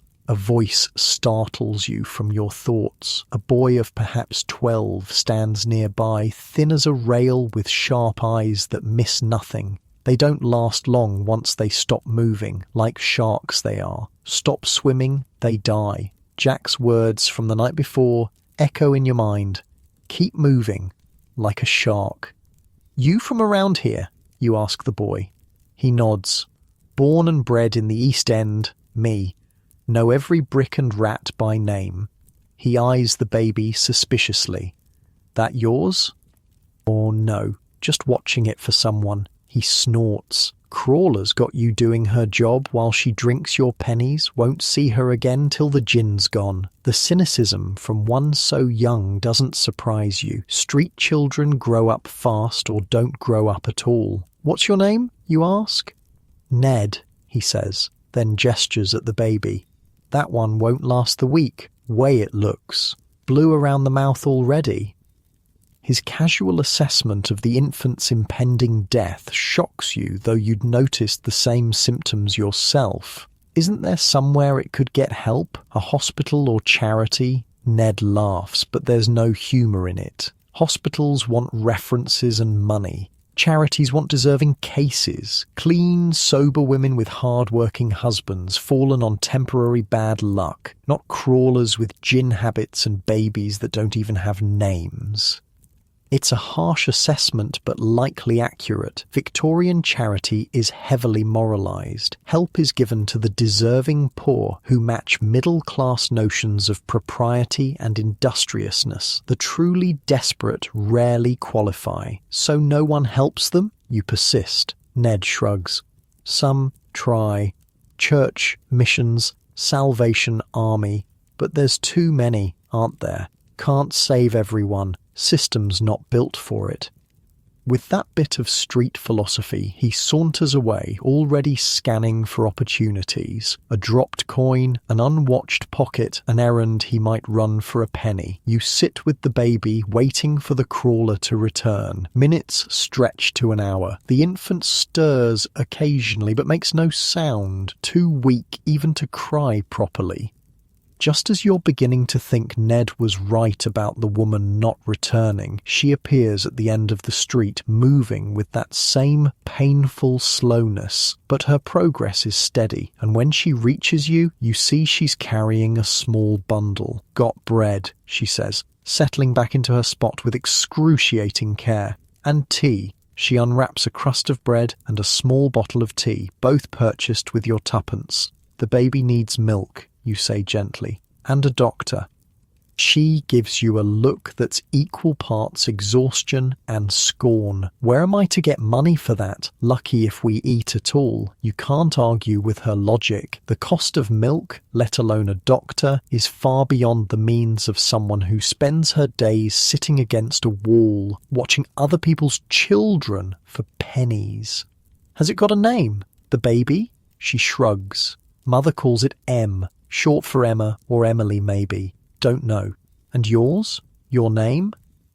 Sarah, she says after a pause, as if she's had to search her memory for it, used to be a laundress before the cough took hold. You nod, understanding. Consumption again, the disease that ravages London's poor, spread by close quarters and poor ventilation, worsened by malnutrition and cold. The same illness that's killing William. How long have you been, you gesture vaguely, not wanting to say, a crawler to her face?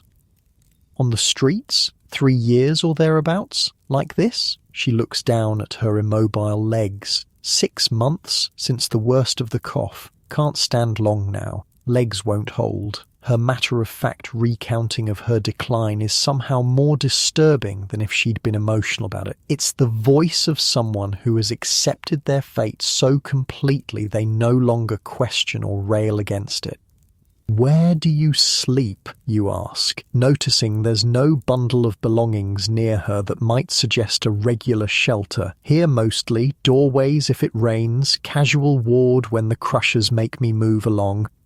The casual ward, the free section of the workhouse where the homeless can get a bed for the night in exchange for hard labour the next day. It's considered a last resort by most, the work deliberately gruelling and pointless, breaking stones, picking oakum, grinding bones, designed to discourage all but the most desperate from seeking help.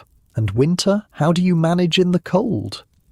Sarah tears off a small piece of bread and chews it slowly before answering. Some don't. Find 'em frozen in the morning sometimes. Happen to me eventually, I expect. Soon as I can't move enough to find shelter when the real cold comes. Again, that chilling fatalism. Sarah sees her death as inevitable and imminent. Just another event in a life defined by hardship. The baby, M, stirs and makes a weak mewling sound. Sarah automatically adjusts the shawl, her movements gentle despite her apparent detachment. There is care there, you realise, just buried beneath the overwhelming burden of survival. Will the mother be back for her, you ask, nodding toward the infant. Always has been before, works in the match factory till 6, pays me a penny to watch the little one. The match factories, notorious for their dangerous conditions and the phossy jaw that afflicts workers exposed to white phosphorus. The women who work there earn pennies for a day's labour in conditions that slowly poison them, and still this mother is doing better than Sarah, who can't work at all anymore. You're kind to help her, you observe. Sarah gives you a look that suggests kindness has nothing to do with it. Penny's a penny, buys bread, keeps me alive another day. The brutal economics of survival, everything reduced to its most basic value. A penny for watching a baby that might die in your care, tuppence for a crust of bread and tea, 4p for a wooden box to sleep in, life measured out in copper coins. As the afternoon wears on, you find yourself oddly reluctant to leave Sarah and the baby. There's nothing you can do for them. Your own situation is precarious enough, but the simple act of sitting beside another human being, sharing their space and time, feels significant. You tell Sarah about the penny sit-up, the 2p hangover, the 4p coffin. She listens with mild interest, though these accommodations might as well be luxury hotels for all the likelihood of her accessing them. Used to sleep in the parks, she says when you've finished, before the crushers got strict about it. Hyde Park was best in summer, cool under the trees. They don't allow it anymore. She shakes her head. Got new orders last winter. Move along anyone sleeping rough, especially women. Say, it's for our own protection. She makes a sound that might be a laugh. More like for the toff's delicate sensibilities. Don't want to see us when they take their carriages through. The criminalisation of homelessness, a constant feature of Victorian London. The poor are not just unfortunate but offensive, a blight to be hidden away rather than a problem to be solved. As the light begins to fade, people come home from work, if home is the right word for the overcrowded tenements that line the street. Women with exhausted faces, men with bent shoulders, children old before their time. The working poor, just one misfortune away from joining Sarah against the wall. A young woman hurries toward you, her face lined with worry. She can't be more than 20, but her eyes belong to someone much older. Factory dust clings to her hair and clothes, and her hands are stained a peculiar yellow-red, the mark of the match worker. "Em?" she asks Sarah anxiously. "She all right?" "Quiet all day," Sarah replies, handing over the bundled baby. "Took the bottle twice." The young mother, for she must be M's mother, clutches the baby to her chest with a fierceness that suggests she knows exactly how precarious the child's existence is. From her pocket she produces a penny, which she presses into Sarah's palm. "Thank you," she says with genuine gratitude. "Don't know what I'd do otherwise." Sarah nods, closing her fingers around the precious coin. Another day's survival secured. The mother notices you for the first time. "Who's this?" "Helped me today," Sarah says simply. "Bought bread." The young woman gives you a quick, assessing look, then nods slightly, the street's silent acknowledgement of a small kindness. "Best be getting her home," she says, adjusting the baby in her arms. "Night's coming on." With that, she hurries away, another shadow among many in the gathering dusk. You should be going too. Night in this part of London is dangerous for anyone, but especially for those who look vulnerable or out of place, and you still need to find somewhere to sleep. "I should go," you tell Sarah. "Need to find a place for the night." She nods, unsurprised. No one stays long with the crawlers. They are the stationary objects around which the river of London life flows, noticed but rarely engaged with. You hesitate, then reach into your pocket. You have 5p left, enough for a sit-up and a cup of tea, or almost enough for another night in the coffins, but Sarah will sit here all night, exposed to the elements, subsisting on that crust of bread you helped her buy. Decision made, you press 2 more pennies into her hand. For shelter, if you can make it to 1. She looks at the coins, then at you, something flickering behind her vacant eyes. Surprise, perhaps, or a ghost of the person she was before the streets claimed her. "Won't make it that far," she says honestly, "but might get a bit of soup or gin to keep the cold out." You can't judge her choice. In her position, warmth, even the false warmth of alcohol, might seem more valuable than food. "Good luck," you tell her, meaning it. "And you," she replies, "watch yourself after dark. This part ain't safe for strangers." It's the most she said at once, and it strikes you as a kind of gift, a warning born of hard-won knowledge offered to someone she'll likely never see again. You nod and turn away, heading back toward more familiar parts of the city, but Sarah's face stays with you, the hollowed eyes, the resignation, the slow disappearance of a human being happening in plain sight on a public street. Darkness falls quickly in London, especially in winter. By the time you reach areas you recognise, night has claimed the city. Gas lamps create pools of sickly yellow light, barely penetrating the fog that rolls in from the Thames. The temperature drops sharply, your breath clouding before you. You have 3p left, not enough for the coffins, barely enough for a sit-up and maybe tea in the morning, but the thought of another night upright on a bench, fighting sleep while a monitor prowls with his stick is unbearable after what you've seen today. At least in the sit-up you'll be inside, protected from the wind and the crushers who move the homeless along. At least you won't end up like Sarah, too weak to seek shelter, slowly fading against a wall until one morning she simply doesn't wake up. Making your way to the nearest penny sit-up, a Salvation Army shelter different from the one where you met William, you join the queue of the desperate, men and women with hollow cheeks and vacant eyes clutching their precious pennies, hoping for a space inside before they fill up. You're lucky. There's room tonight.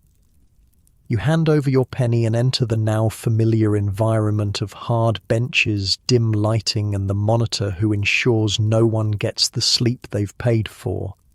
Finding a spot on a bench, you settle in for another night of discomfort, but compared to what Sarah endures, this is luxury. Compared to what awaits those turned away when the shelter fills, this is salvation. The man beside you has the rattling cough of consumption and the yellow-grey complexion that suggests liver disease as well. He nods slightly as you sit, a minimal acknowledgement of your existence.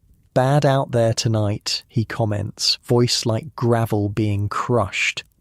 "Getting colder," you agree. He nods. "Always worst in late November. Not the coldest month, but the one that kills the most. Body's not used to it yet." It's a grim observation, but likely accurate. Those who survive November might make it through December and January, having adapted somewhat to the bitter cold. It's the transition that proves fatal for many. "Saw a crawler today," you tell him, though you're not sure why. "Woman with consumption watching a baby for pennies." "They don't last," he says simply. "Once you stop moving, the street takes you. Saw a man once, sat down against a wall in Whitechapel, just sat there for 3 days. Nobody bothered him, figured he was resting or drunk. Third day, someone realized he hadn't moved at all. Dead the whole time. Sitting there with his eyes open, people walking past." The story doesn't shock you as it might have a few days ago. You've seen enough now to know it's entirely plausible. The invisible dying among the invisible living, unremarked and unmourned. The monitor passes, his stick tapping rhythmically against the floor, a reminder of his authority and your precarious right to be here. Your back already aches at the thought of another night upright, but you've done it before. You'll do it again. "Worked today?" your neighbour asks, making conversation to stay awake. You shake your head. "Tried the brewery, nothing doing. Might try the markets tomorrow. Always need porters at Covent Garden if you're strong." You nod, grateful for the tip. "Thanks." "Name's George," he offers unexpectedly. "Pleasure to meet you, George." He barks a laugh that turns into a cough. "Pleasure listen to you. Sound like a proper gent." You smile despite yourself. "Not so proper anymore?" "None of us are," George agrees philosophically. "Streets have a way of stripping that off you, like acid on metal. It's an apt metaphor. The veneer of civilization, manners, dignity, even identity, gradually eroded by the harsh reality of homelessness until only the bare metal of survival remains."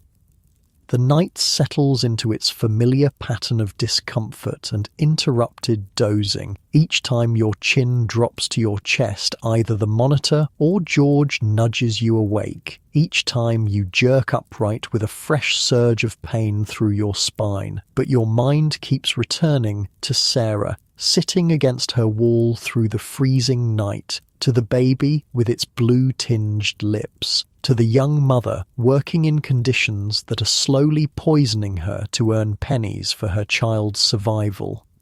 At least you can work when there's work to be found. At least you can walk without pain, can seek shelter, can hope for something better tomorrow. Sarah has surrendered that hope, become a crawler, waiting for the inevitable with a fatalism that's both disturbing and logical. "What keeps you going?" you ask George suddenly. He considers the question, rheumy eyes, thoughtful. "Stubbornness, I reckon. Too bloody-minded to lay down and die."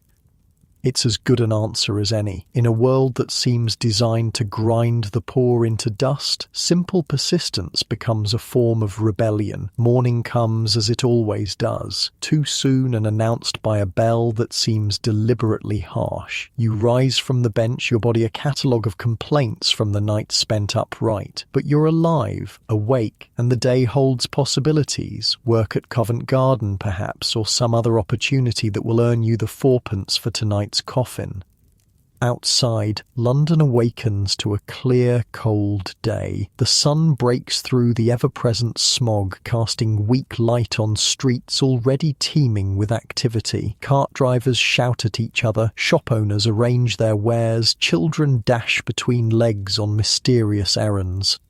And everywhere, the homeless, emerging from shelters and doorways, from under bridges and behind crates, joining the general populace yet distinctly separate from it. The invisibles, seen but unseen, present but unacknowledged. You wonder if Sarah survived the night, if she's still sitting against her wall waiting for the match worker to bring her baby and her penny. You wonder if William found shelter, if his consumption granted him a reprieve. You wonder if Jack found work at the docks, if he's one step closer to climbing out of poverty for the fourth time. But London is vast, and the homeless are many. Chances are you'll never see any of them again, each life a brief intersection with yours before continuing on its own desperate trajectory. With your last tuppence, you buy tea and a bun from a street vendor, the hot liquid and stale pastry, a feast to your empty stomach. Then you set off toward Covent Garden, following George's advice, joining the river of humanity flowing through London's streets. Unlike your comfortable life now, listening to this story in your warm bed, the Victorian homeless never knew where their next meal would come from, or if they would survive another night on the streets. Their reality was a constant struggle against hunger, cold, disease, and the crushing indifference of society.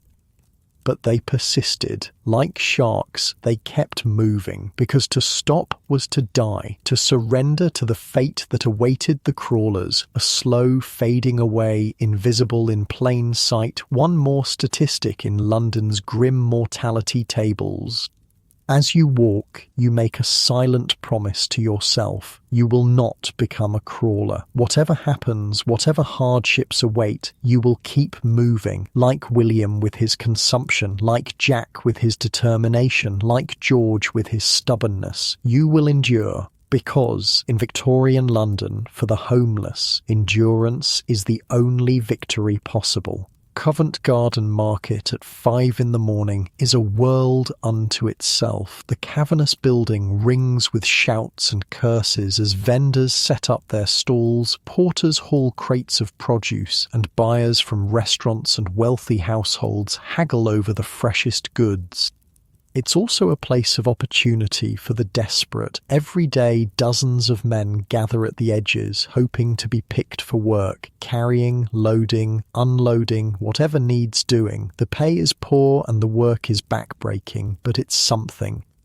You join the crowd of hopefuls, aware of how you must look after days on the streets. Your clothes are filthy, your face stubbled, your body emanating the particular smell of unwashed poverty. But your back is straight, your arms visibly strong, and when a foreman points at you along with 5 others, you step forward eagerly. "You lot with me," he barks. "Shipment of apples needs unloading. Penny an hour, payment at end of shift." A penny an hour. If the work lasts the morning, that's 4pence at least. Enough for the coffin tonight, maybe even food as well. You follow the foreman to a wagon piled high with wooden crates, each filled with apples from the countryside. The work is simple but punishing. Lift, carry, stack, repeat. The crates dig into your hands, splinters embedding themselves in your palms, your shoulders burn, your back protests. But you keep going, driven by the promise of payment and the knowledge that dozens of men would gladly take your place if you falter. Beside you, a young man with a missing front tooth works with the steady rhythm of experience. During a brief pause while the foreman gives instructions to another group, he leans closer. "First time at the garden?" he asks. You nod, catching your breath. "Trick is to pace yourself," he advises. "They'll work you to death if you let 'em. Slow and steady wins the race." He demonstrates, lifting a crate with deliberate care, walking unhurriedly to the stack, placing it precisely. The work gets done, but without the frantic energy you've been expending. "Thanks," you say, adopting his method with the next crate. "It's still hard work, but less likely to leave you crippled by exhaustion. Been doing this 3 years," he explains. "Learning to survive is an education in itself."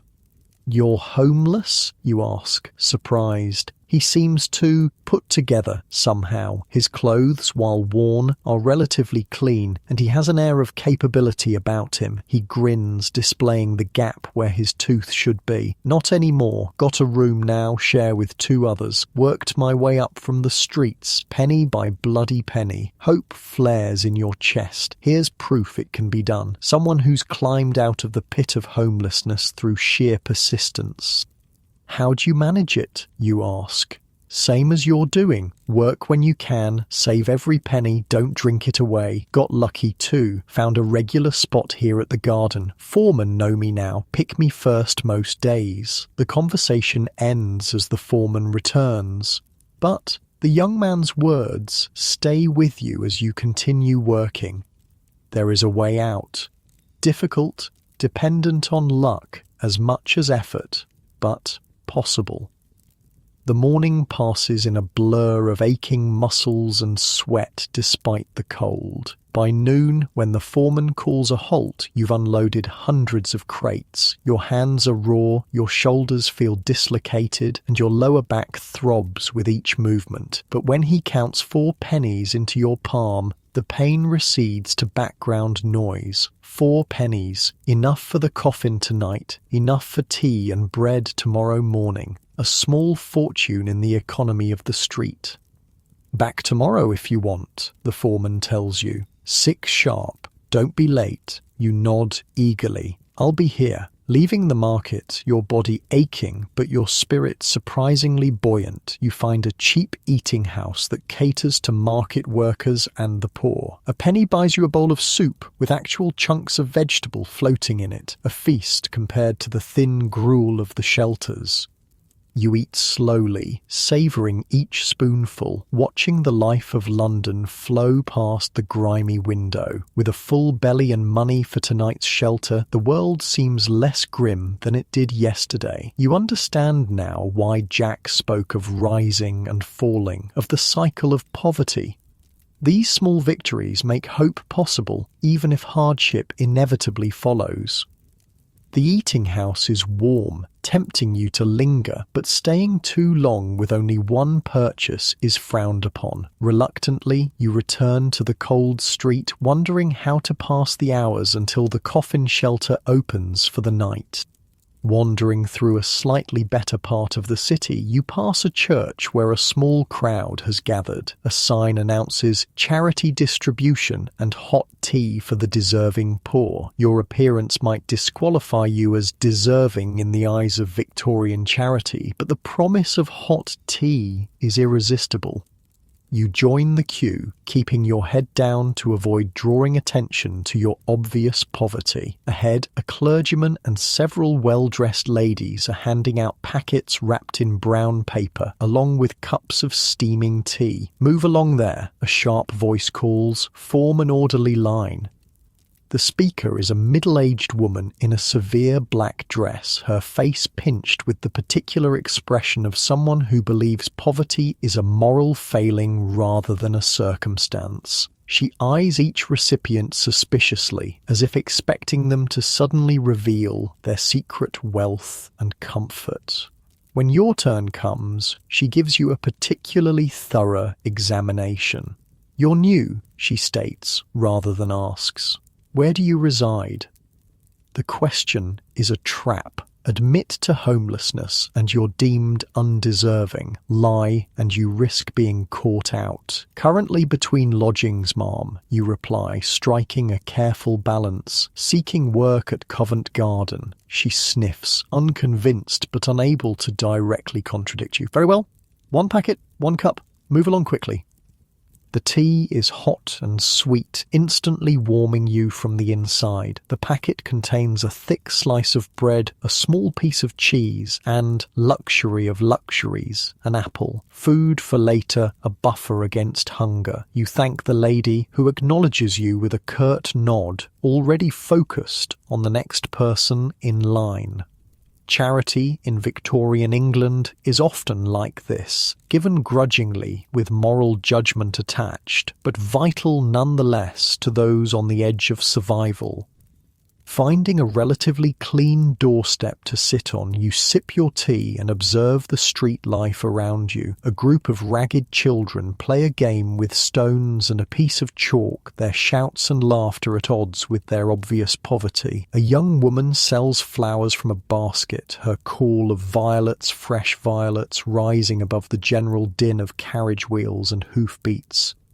And everywhere, the invisible people, the homeless, the beggars, the down and out, weaving between the more fortunate, seeking opportunities, shelter, survival. You're one of them now, no different from the old man searching through rubbish for something salvageable, or the woman with a baby huddled in a doorway across the street.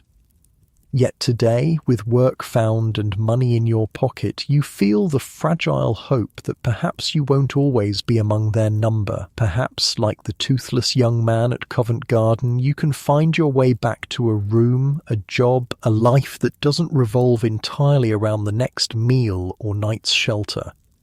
The church bells strike 3 hours yet until the shelters open. With nothing better to do, you begin walking again, this time with no particular destination in mind. London unfolds around you, a city of stark contrasts. Mansion and hovel, feast and famine, all within sight of each other. Turning into a narrow street, you come upon a sight that stops you cold. A group of men in the uniform of the workhouse, coarse grey clothing that marks them as inmates, breaking stones under the watchful eye of a supervisor. Their faces are gaunt, their movements mechanical, their expressions uniformly empty. This is the fate William spoke of with such fear, the workhouse, Victorian England's solution to poverty. For the able-bodied poor, it offers shelter and food in exchange for hard, often pointless labour designed more to punish than to rehabilitate. For families, it means separation, men, women and children housed in different sections, allowed to see each other only at designated times, if at all.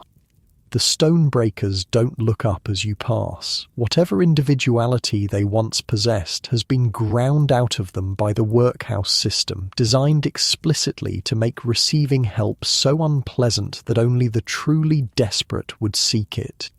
You walk faster, irrationally afraid that someone might mistake you for a runaway inmate and drag you into that grey, hopeless existence. The workhouse represents the final surrender of freedom, the admission that survival on the streets has become impossible. Better the penny sit-up, the 2-penny hangover, even sleeping rough, than that living death. Turning a corner, you nearly collide with a constable, one of London's bobbies in his distinctive uniform. He steadies you with a hand that quickly becomes a restraining grip when he notices your ragged appearance. "And where might you be heading in such a hurry, King, sir?" you reply, keeping your tone respectful. The police are generally not kind to the homeless, empowered by vagrancy laws to arrest anyone who appears to be sleeping rough or begging. He studies you, taking in your dirty clothes and unshaven face. "Got any means of support? Any money?" "Yes, sir," you say truthfully. "Worked at Covent Garden this morning. Got 4pence for the shelter tonight." "Let's see it then." You carefully extract your precious coins, showing them on your palm. The constable grunts, somewhat disappointed at being unable to arrest you for vagrancy.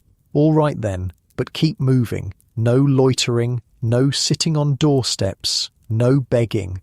Understand? Yes, sir. Thank you, sir. He releases you with a small shove that's just on the edge of being assault. Off with you then. You walk away, feeling his eyes on your back until you turn the next corner. That was close. The laws are designed to criminalize the condition of being poor and homeless rather than address its causes. A night in jail might mean losing your place at Covent Garden tomorrow, setting you back just when you've found a foothold.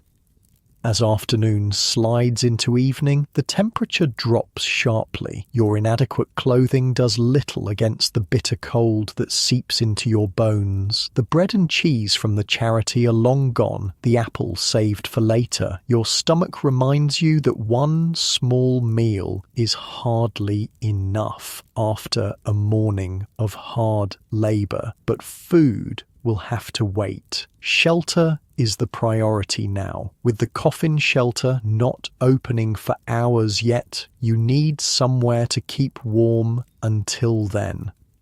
Public houses, pubs, are an option, but publicans are quick to throw out anyone who doesn't keep buying drinks. Libraries and museums close early. Churches lock their doors against the very people who most need sanctuary. Eventually, you find a spot in the corner of a cheap coffee house where a penny buys you a cup of something brown and warm that might charitably be called coffee, and the right to sit for as long as you nurse it. The place is filled with others like you, the poor, but not destitute, people with just enough to avoid the worst fates, but not enough for any real comfort. The man across from you has the ink-stained fingers of a clerk or printer. His clothes are worn but carefully mended, his collar frayed but clean. He catches your eye and nods slightly. One survivor recognizing another. Waiting for the coffins, he asks quietly. You nod, surprised at his perception.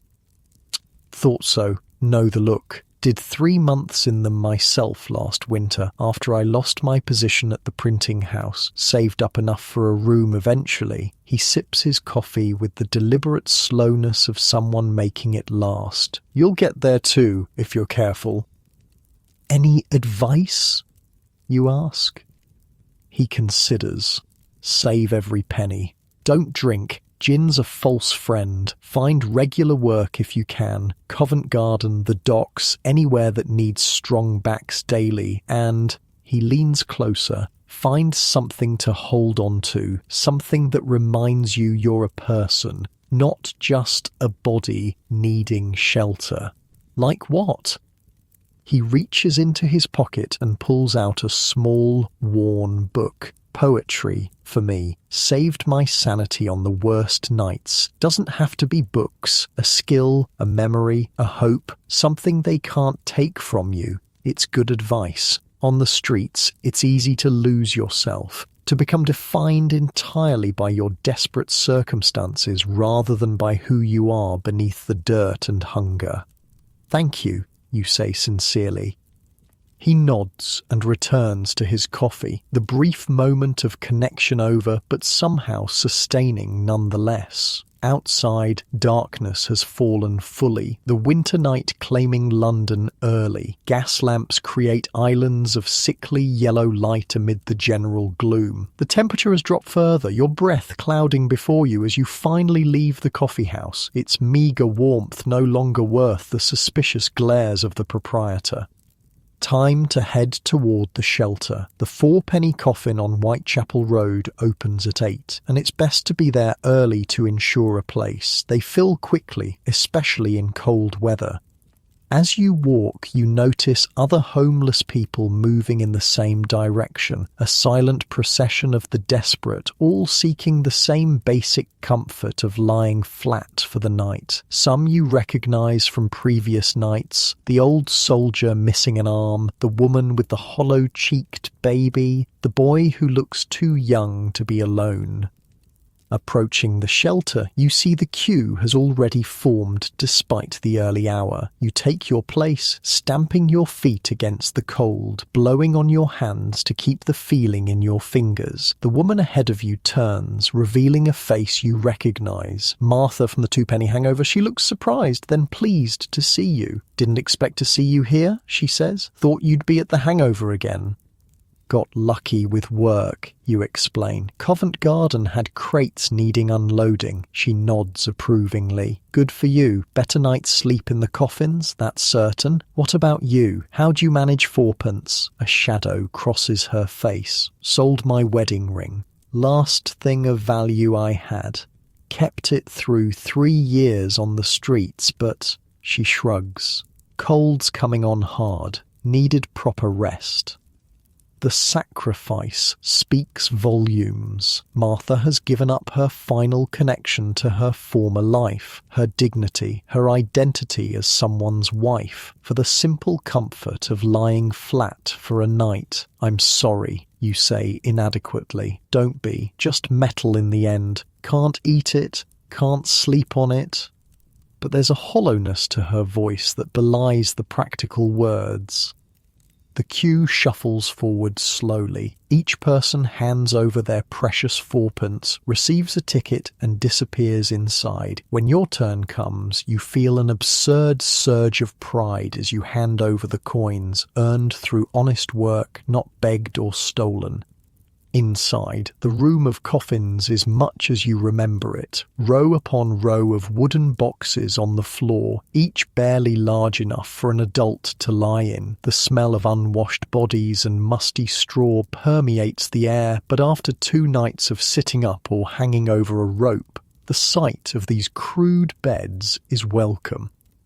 You find an empty coffin and settle in, your body sighing with relief as you stretch out flat. The wooden sides rise around you, creating the unsettling coffin-like appearance that gives these beds their name, but also providing a small measure of privacy, a precious commodity for the homeless. Martha finds a spot nearby and gives you a small nod before lying down. Around you, others are doing the same, easing aching bodies onto hard wood, arranging meagre possessions, preparing for the closest thing to proper rest available to London's poorest. You pull the apple from your pocket, your luxury saved for this moment. The first bite is crisp and sweet, the juice a blessing to your parched mouth. You eat slowly, savouring each bite, aware of envious glances from those around you. Food in the shelters is a rare sight, usually consumed before entering to avoid theft. When you've eaten down to the core, you notice a small boy watching you from a nearby coffin. He can't be more than 10, though hardship has aged his face beyond his years. Without a word, you offer him the core, still containing a few bites of flesh around the seeds. He snatches it with a quick, furtive movement like a sparrow darting for crumbs and retreats to his coffin to gnaw the remaining fruit from the core. The simple transaction, neither charity nor theft but something in between, is typical of life at society's edges. As night deepens, the room settles into the familiar sounds of communal sleeping, coughing, snoring, the rustle of bodies, shifting on straw, muffled conversations. The gas lamps are turned low, casting the space in a dim, ghostly light that makes the rows of coffins appear even more sepulchral. Despite the hard wood beneath you and the thin layer of straw that does little to cushion it, sleep comes more easily than in the penny sit-up or 2-penny hangover. The simple luxury of lying flat allows your body to truly rest, muscles relaxing after days of enforced sitting or hanging. You dream of Covent Garden, of endless crates that need moving, but in the dream, each crate contains something different. Bread, coins, clean clothes, all the things that represent security and comfort to the homeless. You stack them higher and higher, building a fortress against the cold and hunger that constantly threaten. A sharp cry wakes you sometime in the deep night. A woman a few coffins away sits upright, eyes wide with some night terror. The watchman moves toward her, but she's already settling back, murmuring apologies, returning to her uneasy sleep. These moments are common in the shelters, the accumulated traumas of street life erupting in dreams, the thin barrier between sleep and wakefulness easily pierced by memories of hunger, cold, violence, loss. You lie awake for a while after that, listening to the sounds of the room, thinking about the printer's words in the coffee house. Find something to hold on to, something that reminds you you're a person, not just a body needing shelter. What do you have left? No possessions of value, no connections to your former life. But there are the small victories, the work at Covent Garden, the promise of more tomorrow, the knowledge that others have climbed out of this pit penny by bloody penny, the human connections, brief but real, with William and Martha, Jack and George, even Sarah the crawler with her matter-of-fact acceptance of her fate. These are the things you can hold on to, not objects, but experiences, proof that you're still human, still fighting, still moving like Jack's shark, refusing to surrender to the current that would drag you down to Sarah's immobility. Morning comes too soon, announced by a bell, and the harsh voice of the night watchman. Up and out, 15 minutes to clear the building. Around you, people stir reluctantly, bodies protesting the return to vertical after the brief respite of horizontal rest. Martha catches your eye as she rises, giving you a small nod that somehow communicates both solidarity and resignation. Another day, another struggle for survival. Outside, the morning is clear and bitterly cold, frost silvering the cobblestones and rooftops. Your breath clouds before you as you join the stream of humanity pouring out of the shelter back onto London's unforgiving streets. Covent Garden again, Martha asks, falling into step beside you. You nod. If they'll have me. You? Thought I'd try the laundries. Sometimes they need extra hands when someone's sick.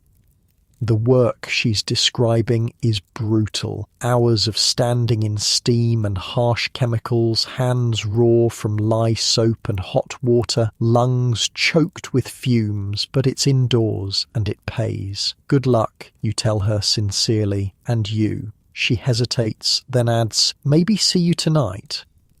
Hope not, you reply, following the traditional response. Hope you find better. She smiles slightly. Always hoping. It's what keeps us going.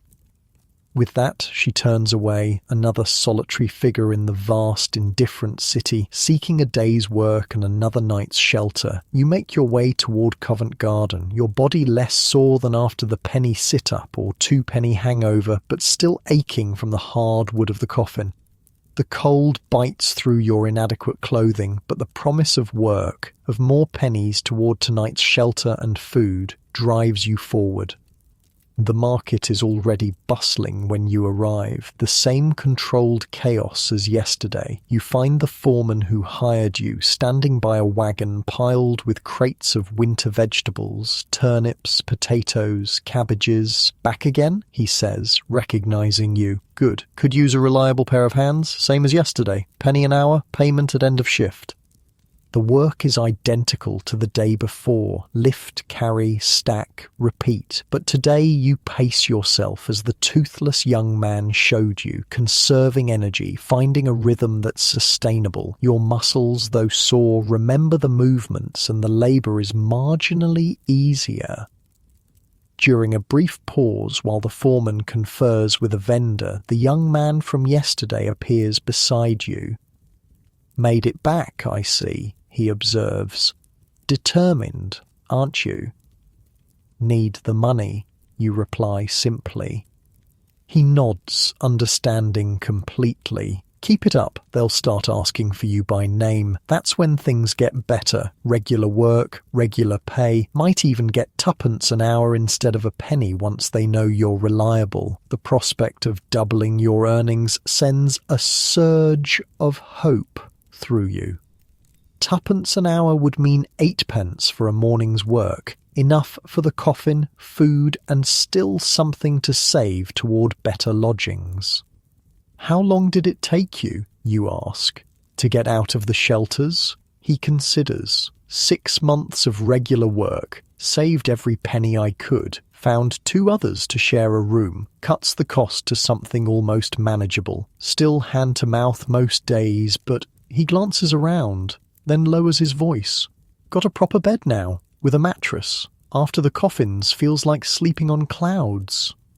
A proper bed, the simple luxury seems almost unimaginable after nights on benches, ropes and wooden boxes, yet this man has achieved it through persistence and careful saving. Perhaps you can too. The foreman returns, ending the conversation, but the young man's words stay with you as you continue working. 6 months, half a year of daily labour, penny by penny. A daunting prospect, but not impossible. Not if the work holds out. Not if you're careful with your earnings.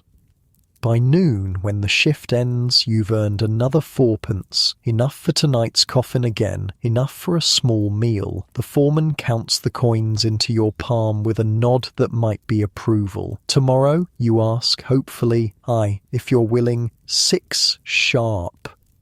2 days of work, 2 nights in the coffins. Small victories, but significant in a world where survival is measured in pennies and inches.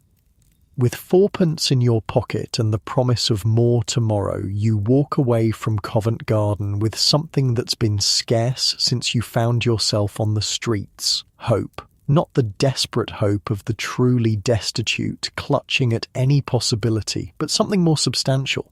A plan, a path, a way forward, penny by bloody penny. Unlike your comfortable bed now, with its soft mattress and warm blankets, the 4p coffin was a stark reminder of how precarious life was for the Victorian homeless. Yet even that hard wooden box represented a step up, a small victory in the daily battle for survival. The truly desperate, those who couldn't earn or beg enough for even the penny sit-up, faced the worst challenges of all. They were the ones who slept under bridges, in doorways, in parks, constantly moved along by police, exposed to the elements and the dangers of the night.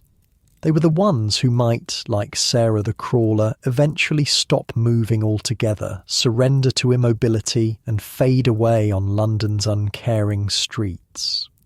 But tonight, with work found and pennies earned, you've won another day's reprieve from that fate. Tonight, you'll sleep in a coffin again, and tomorrow you'll return to Covent Garden, taking one more small step away from the abyss that claims so many of London's homeless.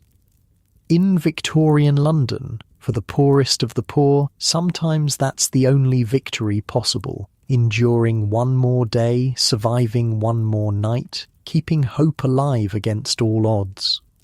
A week passes in this fashion. Each morning you rise from your wooden coffin and make your way to Covent Garden. Each day you lift and carry until your muscles scream, earning your 4p for the next night's shelter. Each evening you return to the coffin house, taking your place among London's homeless, but feeling the small distinction of being among those who can afford to lie flat for the night. It's a grinding existence, but compared to the penny sit-up or the 2p hangover, let alone sleeping rough, it's almost comfortable, and more importantly, it's stable. The work at Covent Garden has proven reliable. The foreman now nodding with recognition when you appear each morning. You've become one of the regulars, the men he counts on when there are crates to be moved. You've made connections too, not friends exactly, but people who recognise you, who save you a place in the queue at the shelter, who share information about work or charity distributions. These small alliances are vital currency among the homeless, the difference sometimes between survival and disaster. The toothless young man at Covent Garden, you've learned his name is Tom, has become something of a mentor, showing you the tricks of conserving energy, avoiding injury, making yourself valuable to the foreman. They're giving you the eye, he tells you one morning, nodding toward a group of men in better clothes who stand at the edge of the market, observing the workers. Who are they, you ask? Railway men, looking for navvies for the new line they're building out of Paddington. Hard work, but steady. Live in camps along the route. 3 shillings a week they pay. 3 shillings, 36 pennies, nearly as much as you earn in 9 days at Covent Garden. Enough to save toward real lodgings, perhaps even better clothes that might open doors to more respectable employment. You think they'd take me? You ask, acutely aware of your ragged appearance. Tom shrugs. They don't care what you look like, only how strong your back is, and yours has proven sturdy enough. He glances at the railway men again. They'll be back tomorrow. Clean yourself up as best you can. Worth a try, isn't it? It is indeed. That night, at a public pump, you scrub yourself as thoroughly as possible with cold water and the sliver of harsh soap you've purchased with a saved penny. Your clothes remain filthy. The next morning, when the railway men return to Covent Garden, you position yourself where they'll notice you, working steadily, demonstrating your strength and reliability. It's a calculated performance, and it works. One of them approaches as you set down a particularly heavy crate. "Looking for work, lad?" he asks without preamble. "Yes, sir," you reply. Railway work, hard labour, long hours, 3 shillings weekly, paid every Saturday, board in the navvy camp, basic food provided. Interested? Your heart leaps, but you keep your expression measured. "Yes, sir, very interested. Be at Paddington Station, West Entrance. 5 o'clock tomorrow morning. Ask for Foreman Jenkins. Don't be late, or the spot goes to someone else." With that, he moves on, already eyeing other potential recruits. You stand there, slightly stunned by the sudden change in your fortunes. Railway work, steady employment, regular pay, even basic accommodation included. It's a step up from the daily uncertainty of Covent Garden. A real chance to save toward better circumstances. When you tell Tom, he grins, showing the gap where his front tooth should be. "Told you they were looking railway work, got me my start too 3 years back. Saved enough for proper lodgings after 6 months. I'll miss your advice," you tell him sincerely. He claps you on the shoulder. "You'll do fine. Remember what I taught you. Pace yourself. Make yourself valuable. Save every penny you can." He hesitates, then adds, "And don't forget where you came from. Some get a bit of money and suddenly can't see those still in the coffins." It's a common enough phenomenon, the recently risen looking away from those still struggling, partly from shame at their former condition, partly from fear of being dragged back down. But you make a silent promise not to be one of them. How could you forget William with his consumption, Martha who sold her wedding ring, Sarah the crawler with her vacant eyes? That night, in the 4-penny coffin, you find it hard to sleep despite your physical exhaustion. Tomorrow represents a real turning point, away from the daily scramble for shelter and food, towards something approaching stability, not prosperity certainly. Railway navvies live hard lives and die young from accidents, exposure, and the toll of brutal labour, but a step up nonetheless from the precarious existence of the casual labourer. Around you, the shelter settles into its nightly rhythm of coughs, snores, and muffled conversations. These sounds have become familiar over the past week, almost comforting in their predictability. You'll miss this strange community, you realise, not the hardship or discomfort, but the shared experience, the unspoken understanding among those who know what it means to live at the very edge of survival. Morning comes with its usual jarring bell and shouted orders to vacate the building. You gather your few possessions, an extra shirt acquired from a charity distribution, a stub of pencil, a scrap of paper on which you've been keeping track of your earnings and expenses. Everything you own wrapped in a bundle no bigger than your two hands together. Outside, the pre-dawn air is bitter with winter's approach. Frost covers the cobblestones, making them treacherous underfoot. Your breath clouds before you as you set off toward Paddington Station, leaving behind the familiar streets of the East End for a new chapter in your story. The walk takes nearly an hour, your pace quickened by anxiety about being late. London is different at this hour, quieter, the usual cacophony of commerce not yet begun, the streets populated mainly by those who work before the city properly wakes, bakers, market porters, night soilmen finishing their rounds. Paddington Station looms impressive against the lightening sky, its grand arched roof a testament to Victorian engineering and ambition. You find the west entrance where a group of men have already gathered, 30 or more, all with the same hollow-cheeked, desperate look as yourself. All hoping for work, for the chance to earn 3 shillings a week and a place to sleep that isn't a wooden coffin. A burly man with a ledger moves among them, checking names, issuing orders. This must be Foreman Jenkins. You approach cautiously when there's a gap in the crowd around him. "Excuse me, sir, I was told to ask for you about railway work. Man at Covent Garden sent me." He looks you up and down, assessing your strength, your potential usefulness. Name? You give it, watching as he writes it in his ledger.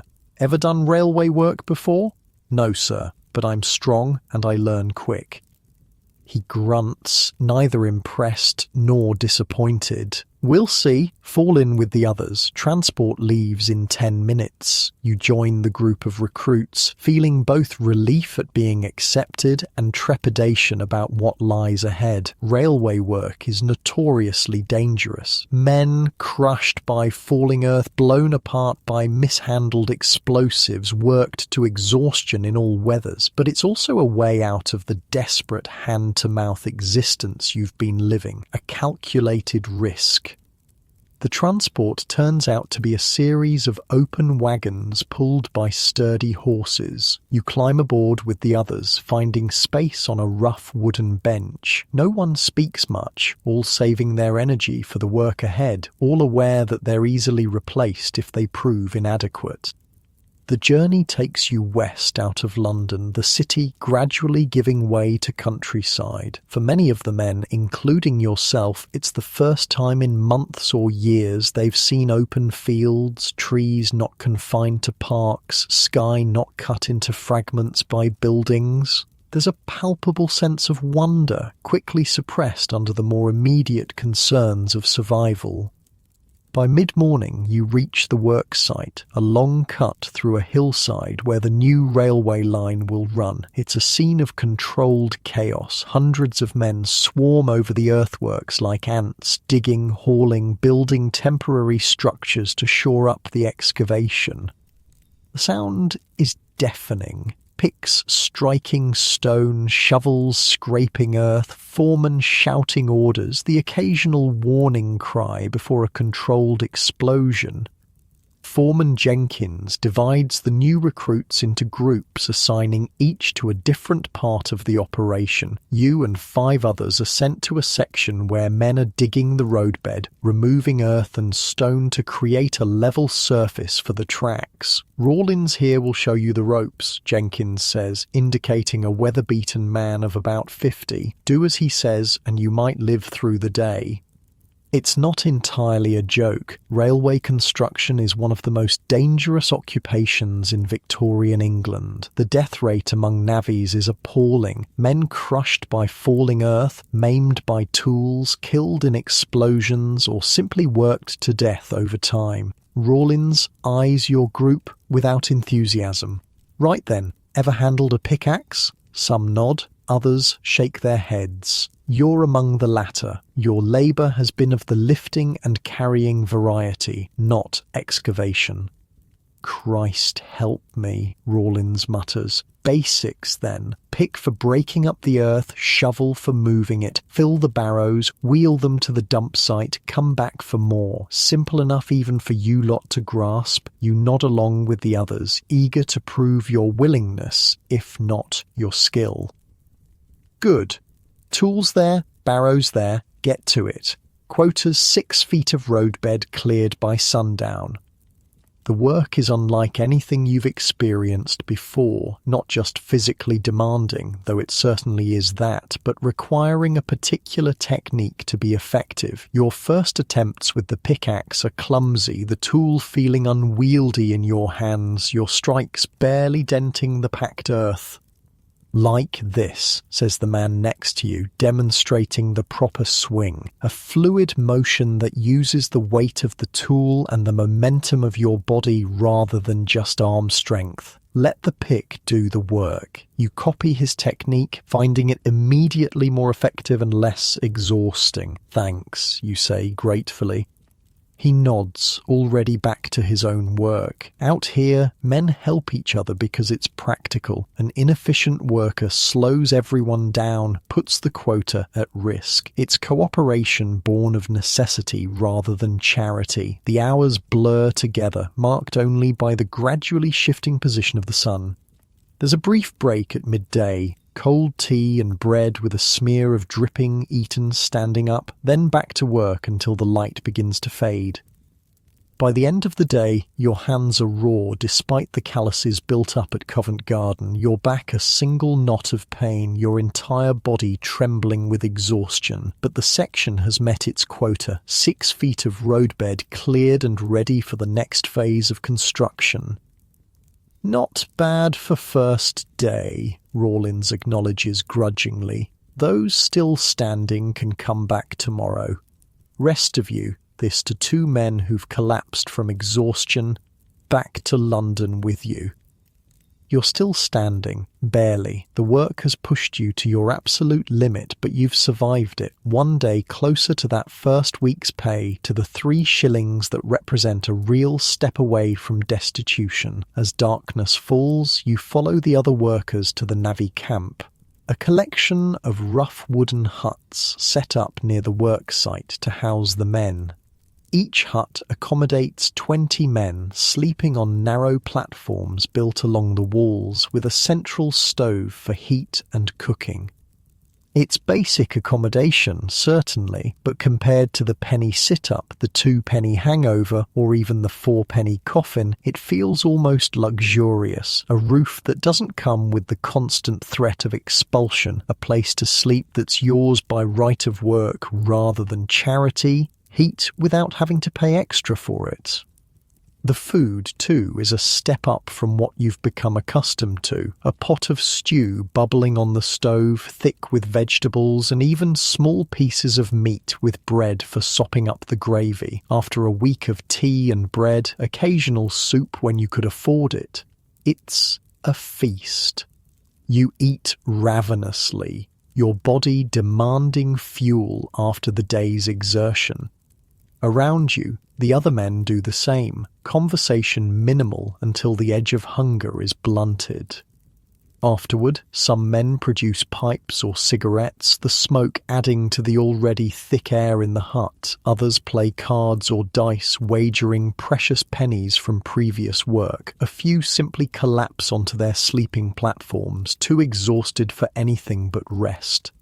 You find your assigned spot, a platform with a thin mattress of straw covered by a rough blanket, and sit, taking stock of your new situation. The work is harder than Covent Garden, certainly, but the rewards are greater too, not just the 3 shillings weekly, but the security of knowing where you'll sleep, what you'll eat, that tomorrow holds the same certainty. For the homeless of Victorian London, such security is rare and precious. The daily scramble for shelter, for pennies to buy food, and a place in the sit-up or hangover or coffin takes a toll beyond the physical hardship. It's the mental strain of constant uncertainty, of never knowing if today is the day you'll fail to find work, fail to earn enough, be forced to sleep on the streets where the police move you hourly and the cold might claim your life. Here, at least, you know what tomorrow holds. Back-breaking labour, yes, but also food, shelter, payment at week's end, a foundation upon which to build something better, perhaps. The man on the platform next to yours turns out to be the one who showed you how to use the pickaxe. In the better light of the hut, you can see he's older than you first thought, perhaps 50, with a network of deep wrinkles weathered into his face and grey threading his beard. "First time on the railway?" he asks. You nod. "Was at Covent Garden before, market porter." He nods, understanding. "Market work's not bad when you can get it. Steadier here, though, even if the work's harder." "How long have you been doing this?" you ask. "Railway work? 15 years or so. Started on the Great Western Line. Been moving with the work ever since." He extends a calloused hand. "Daniel?" You shake it, giving your own name in return. "Word of advice," Daniel says, lowering his voice. "Save what you can from your pay. Put by something every week, no matter how small. Railway work doesn't last forever. Line gets built, they don't need as many men. Having a bit saved makes the difference between finding the next job and ending up back in the London shelters." It's good advice, similar to what Tom at Covent Garden told you. The key to escaping the cycle of poverty is not just earning, but saving, building a buffer against the inevitable setbacks. That's the plan, you assure him. Save toward proper lodgings eventually. He nods approval. Smart. Done it myself a few times over the years. Had rooms in Bristol, Birmingham, Manchester. Life happens though. Injury, illness, work drying up. End up back on the road looking for the next job. He says this without self-pity, simply stating the precarious reality of working-class life in Victorian England. Around you, the hut gradually quiets as men succumb to exhaustion. The day starts early on the railway, and tomorrow will bring the same punishing labour as today. Rest is a practical necessity, not a luxury. You lie down on your platform, pulling the rough blanket over you. It's scratchy and smells of previous occupants, but it's warm, and the straw mattress, thin as it is, cushions your aching body better than the wooden box of the four-penny coffin. Sleep comes quickly, your exhausted body overriding any discomfort or unfamiliarity. Your last conscious thought is a comparison. A week ago, you were sitting upright all night in the penny sit-up, fighting sleep while a monitor prowled with his stick. Now you lie on a mattress, however thin, with a blanket and a roof that won't be yanked away at dawn. Small steps, but in the right direction. The days fall into a rhythm. Up before dawn, a breakfast of bread and tea, then to the work site for hours of grueling labour, broken only by a brief midday meal, then back to the camp at dusk, dinner and collapse into exhausted sleep. Repeat. It's a hard life, no question. Your body aches constantly. Your hands develop blisters that break and form calluses, only to blister again in new places. The work is dangerous too. You witness one man crushed when a section of earth collapses, another lose fingers to a misplaced strike of a sledgehammer. But for all its hardships, it's a step up from homelessness in London. Here, you're valued for your labour rather than despised for your poverty. Here, you have a place, a purpose, a path forward. Saturday brings the promised payment, 3 shillings handed over by Foreman Jenkins, who checks your name in his ledger with the same impassive efficiency with which he oversees the work. 3 shillings, 36 pennies. More money than you've held at once since finding yourself on the streets. The other men head immediately for the makeshift pub set up near the camp, a tent where a shrewd entrepreneur sells watered beer and gin to navvies eager to forget their aches and pains for a few hours. It's a common pattern among railway workers: earn hard, drink hard, end the week with empty pockets, and begin the cycle again. But you remember the advice from Daniel, from Tom at Covent Garden: save what you can, build a buffer, break the cycle. So, instead of following the others to the pub, you find a quiet corner of the hut and carefully divide your money, 1 shilling, 12 pennies, for immediate needs like soap, a new shirt from the peddler who visits the camp weekly, perhaps some tobacco as a small luxury. The remaining 2 shillings go into a pouch you wear around your neck, hidden beneath your clothes, the beginning of your escape fund. Daniel notices your abstention from the general drinking and nods approval when he passes. Smart lad, they'll be moaning tomorrow with sore heads and empty pockets while you're a step closer to something better. The weeks pass in this fashion. Work, save, repeat. Your body adapts to the brutal labour, muscles hardening, hands callousing to the point where blisters are rare. You learn the rhythms of railway construction, the techniques that make the work more efficient and less likely to result in injury. And your savings grow. By the end of the first month, you have 8 shillings hidden away, more money than you've possessed at once since becoming homeless. By the second month, it's 16 shillings, not enough yet for a real change in circumstances, but growing steadily. You make connections too, not just with Daniel, who becomes something of a mentor, but with other men who share your determination to improve your situation. There's Williams, a Welshman saving to bring his wife and children from Cardiff once he finds proper lodgings. There's Higgins, who dreams of opening a small cobbler's shop with his brother. There's O'Brien, who sends half his pay home to Ireland each week to support elderly parents. These men become a kind of community, bound by shared goals and the mutual support that comes from recognizing a kindred spirit. You share information about jobs, about cheap lodgings in various cities, about which foremen are fair and which will cheat you if given the chance.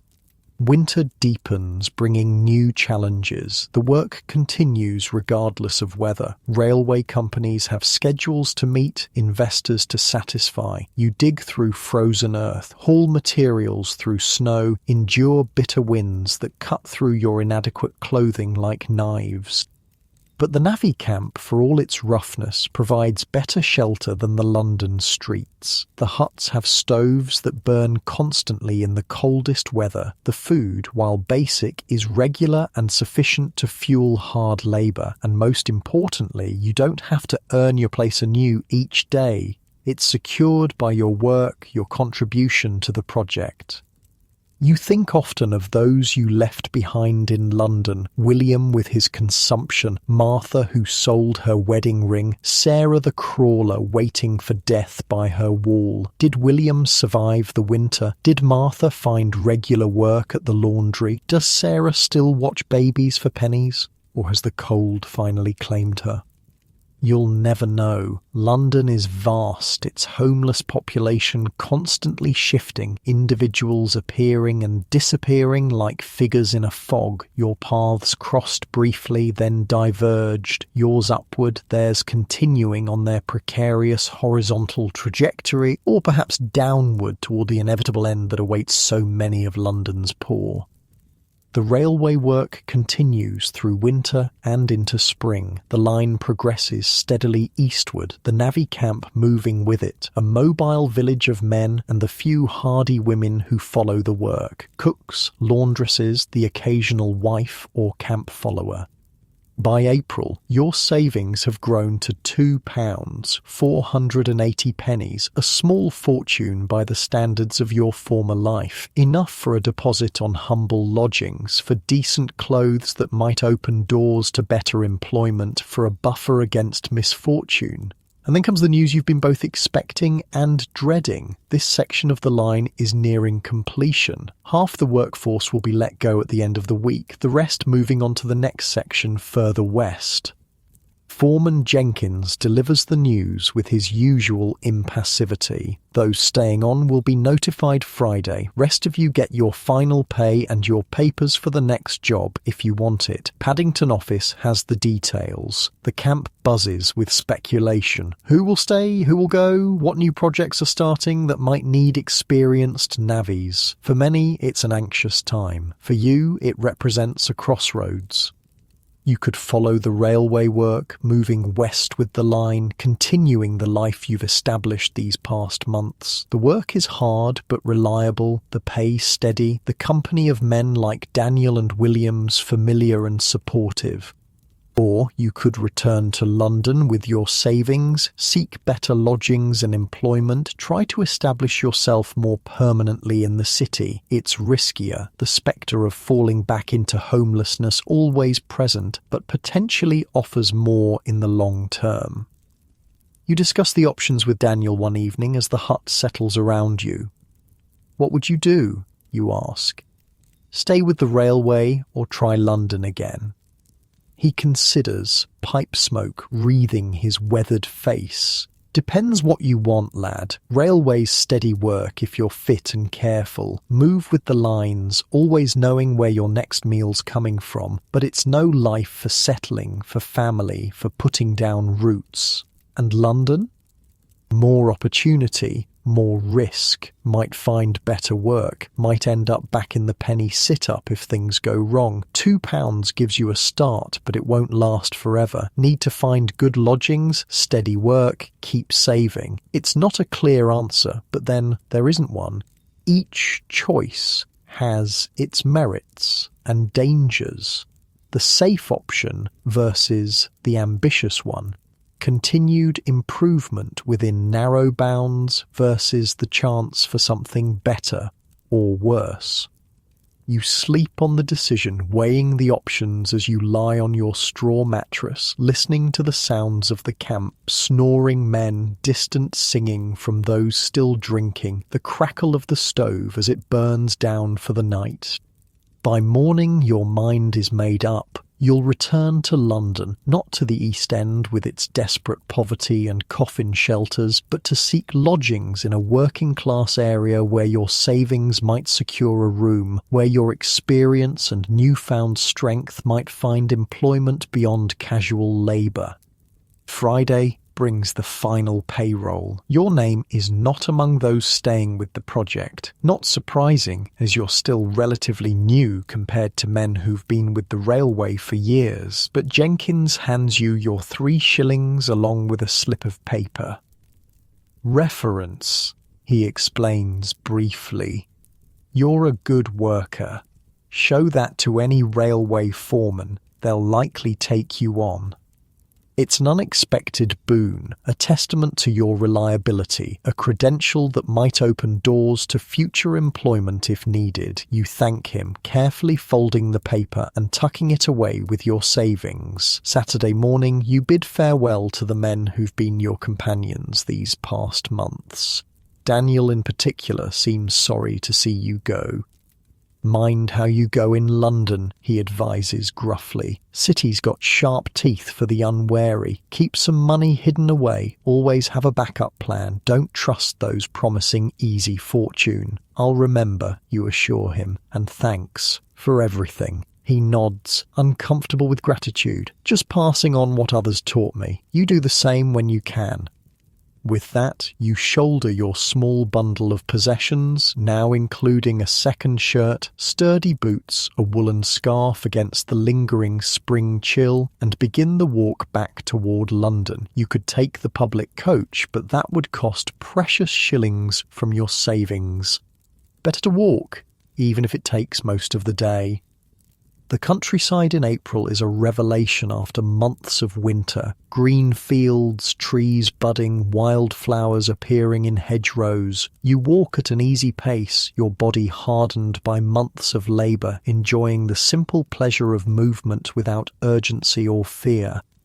By late afternoon, London appears on the horizon, a smudge of darker grey against the sky, the smoke from countless chimneys creating a perpetual cloud above the city. As you draw closer, the pastoral quiet gives way to the increasing noise and bustle of outer London.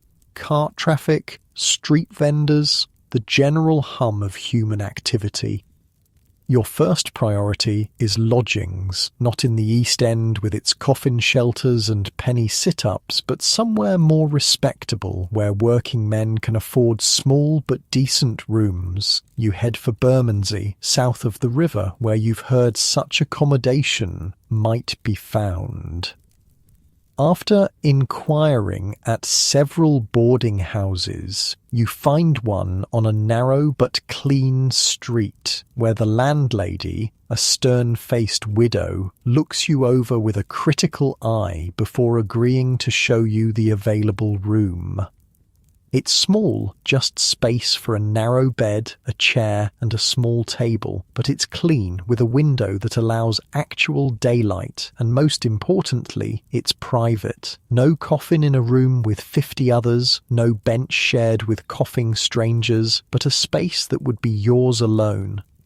5 shillings weekly, paid each Saturday, the landlady states, includes use of the kitchen for breakfast and evening meal. You provide your own food. No drinking, no women, no coming in after 10. Take it or leave it. 5 shillings weekly, almost double your railway pay. But you have your savings, enough to cover several weeks while you find work. And the privacy, the security, the step up from homelessness, these are worth the cost. I'll take it, you say. Can I move in today? She nods, holding out her hand for the first week's payment, which you provide from your carefully guarded savings. Rooms at the top of the stairs, last door on the right, privies in the yard, kitchen hours are posted downstairs. And just like that, you have a home, not grand, not even particularly comfortable, but yours by right of payment rather than charity. A door you can close, a bed that doesn't require pennies each night, a place where the police won't move you along, where monitors won't prod you awake, where you're a tenant rather than a supplicant. The room is bare but clean, plain whitewashed walls, worn but swept floorboards, a bed with an actual mattress, thin but still luxury compared to straw over wood, a wash basin on the small table. You set down your bundle, the sum total of your worldly possessions, and sit on the edge of the bed, overcome for a moment by the enormity of the change in your circumstances. 3 months ago, you were fighting sleep on a bench in the penny sit-up, one of London's countless homeless, invisible to respectable society, one misfortune away from total destitution. Now you have a room, savings still in your pouch, references that might lead to steady work, clothes that don't immediately mark you as destitute. It's not security, not yet. The room costs 5 shillings weekly, and your savings won't last forever. You need work, preferably something steadier and less punishing than railway construction or market porterage, but it's a foundation, a platform from which to build something better. The next days are spent in careful planning and searching. You buy basic provisions, bread, cheese, tea, and onion for flavour, economising to stretch your savings. You clean yourself thoroughly at the public baths, wash your clothes, make yourself as presentable as possible for seeking employment. And you walk mile after mile through London's working-class districts, inquiring at workshops, factories, warehouses, anywhere that might need labour more skilled than casual porterage but not requiring formal apprenticeship or education. The railway reference proves valuable, marking you as reliable and strong, opening doors that might otherwise remain closed. By the end of the week, you've secured a position at a warehouse near the docks. Not glamorous work, but steady, with regular hours and pay that will cover your room and basic needs while allowing a small amount for continued saving. It's a beginning, not an end to struggle. The working poor of Victorian London live perpetually on the edge, one illness or injury away from destitution, but a step firmly away from the abyss of homelessness, from the penny sit-ups and two-penny hangovers and four-penny coffins that were your world just months ago. One evening, walking back to your lodgings after work, you pass a familiar figure huddled in a doorway, an old man with a hacking cough that can only be consumption. For a moment, you think it might be William from the penny sit-up, but as you draw closer, you see it's a stranger with the same hollow-cheeked look of terminal illness and homelessness. Still, the encounter prompts you to pause, to crouch down beside the man. "You all right, friend?" you ask, the question feeling inadequate even as you voice it. He looks up with rheumy eyes, suspicious at first, then softening slightly at your concerned expression. "Been better," he manages between coughs. "Been worse too." You reach into your pocket, extracting a few pennies, not enough to change his circumstances, but perhaps enough for a night in a sit-up, a hot meal, a brief respite from the street. "Here," you say, pressing the coins into his grimy hand. "Get yourself in somewhere tonight, weather's turning cold." He stares at the money, then at you, recognition dawning in his eyes, not of you personally, but of what you represent. Someone who's been where he is, who understands. "Bless you," he says simply, the coins disappearing into some hidden pocket with the swift instinct of the long-term homeless. You nod and rise, continuing on your way, the encounter staying with you as you climb the stairs to your small room. You think of William, of Martha, of Sarah the crawler, of all those still out there, still fighting for survival penny by penny, night by night. You were lucky. Luckier than most. The work at Covent Garden, the railway opportunity, your own physical strength and determination, the absence of illness or injury that might have derailed your progress at any point. So many factors had to align for you to make it from the penny sit-up to this modest room, this steady job. For thousands of others, that luck never comes. They remain trapped in the cycle of desperate poverty, of daily scrambles for food and shelter, until illness, injury, or the simple wearing down of body and spirit claims them. They die in doorways, under bridges, in workhouse infirmaries, anonymous and unmourned except perhaps by others in the same predicament. This knowledge doesn't diminish your achievement or suggest you shouldn't continue striving for better circumstances, but it reminds you of the razor-thin line between survival and disaster in Victorian London, of how easily you might have remained on the other side of that line. In your small room, you light the candle you've purchased, a simple luxury that means you're not forced into bed by darkness, and sit at the little table taking stock of your situation. Your savings, while diminished by the first week's rent and necessities, remain substantial by the standards of your former life. Your job, while demanding, provides steady income that will maintain this modest foothold in respectability. Your health, bolstered by regular meals and proper shelter, is better than it's been in months. It's not the end of struggle, not by any means. Victorian London offers little security for the working poor, little protection against the vicissitudes of illness, economic downturns, or simple bad luck. But it's a beginning, a foundation upon which to build something resembling stability. As you prepare for bed, an actual bed with sheets and a pillow, yours by right rather than charity, you think about how far you've come from the penny sit-up, the two-penny hangover, the four-penny coffin. Those experiences will always be part of you, informing your understanding of just how precarious life can be, just how easily one can fall through the cracks of society.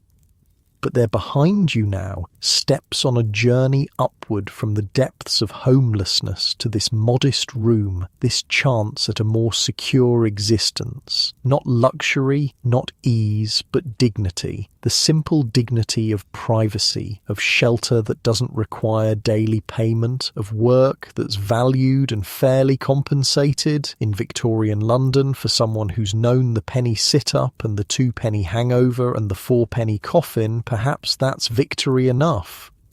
As you drift towards sleep in your narrow but private bed, the contrast with those earlier accommodations is stark. No hard bench, no rope cutting into your chest, no wooden box confining your body, just the simple luxury of lying flat on a real mattress covered by actual sheets in a room where no one will prod you awake or cut a rope at dawn.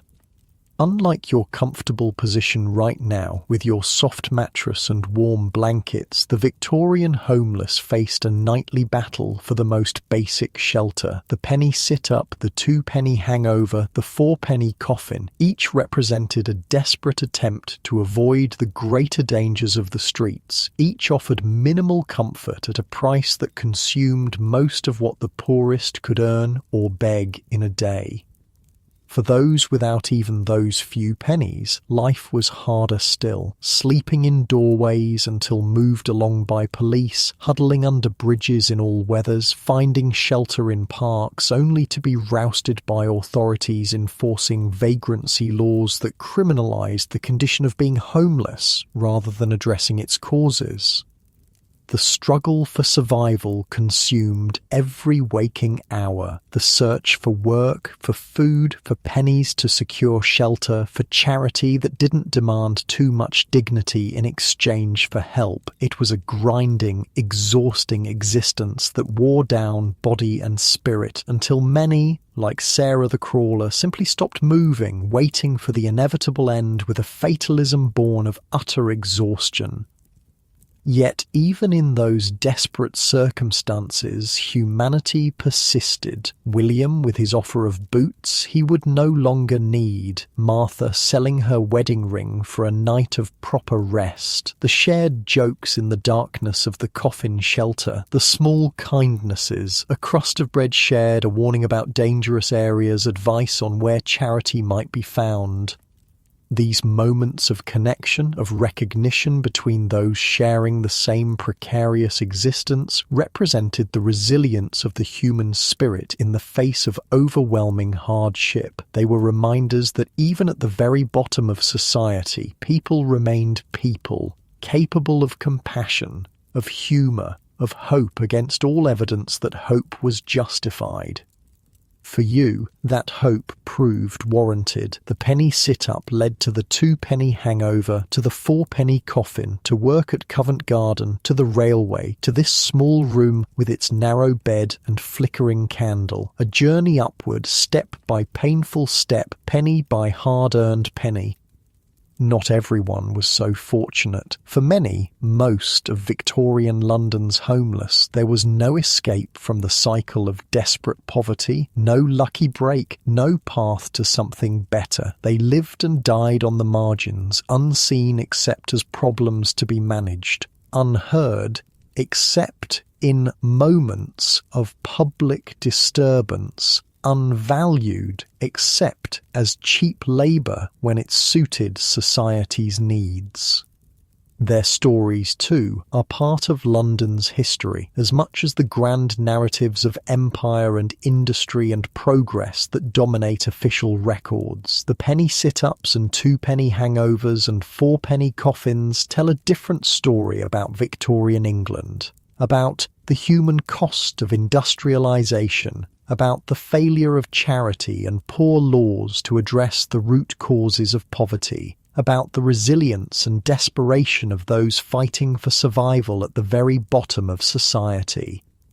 As you finally drift into sleep in your small but private room that represents such a step up from those earlier accommodations, you carry those stories with you. William's, Martha's, Sarah's and your own. Stories of survival against overwhelming odds, of humanity persisting in the face of dehumanizing circumstances, of hope kept alive even when hope seemed foolish.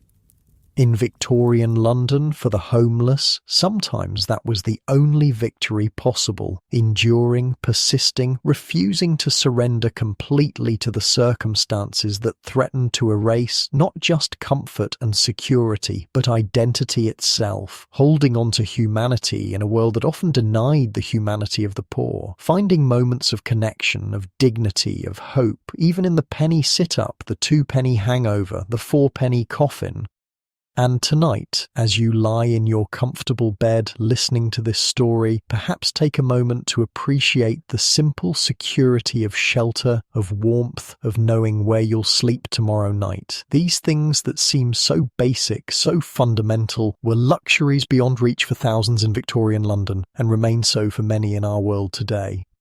Sleep well in your warm bed with gratitude for its comfort, and perhaps carry with you a little of the understanding of just how precious, how fundamental that simple security truly is.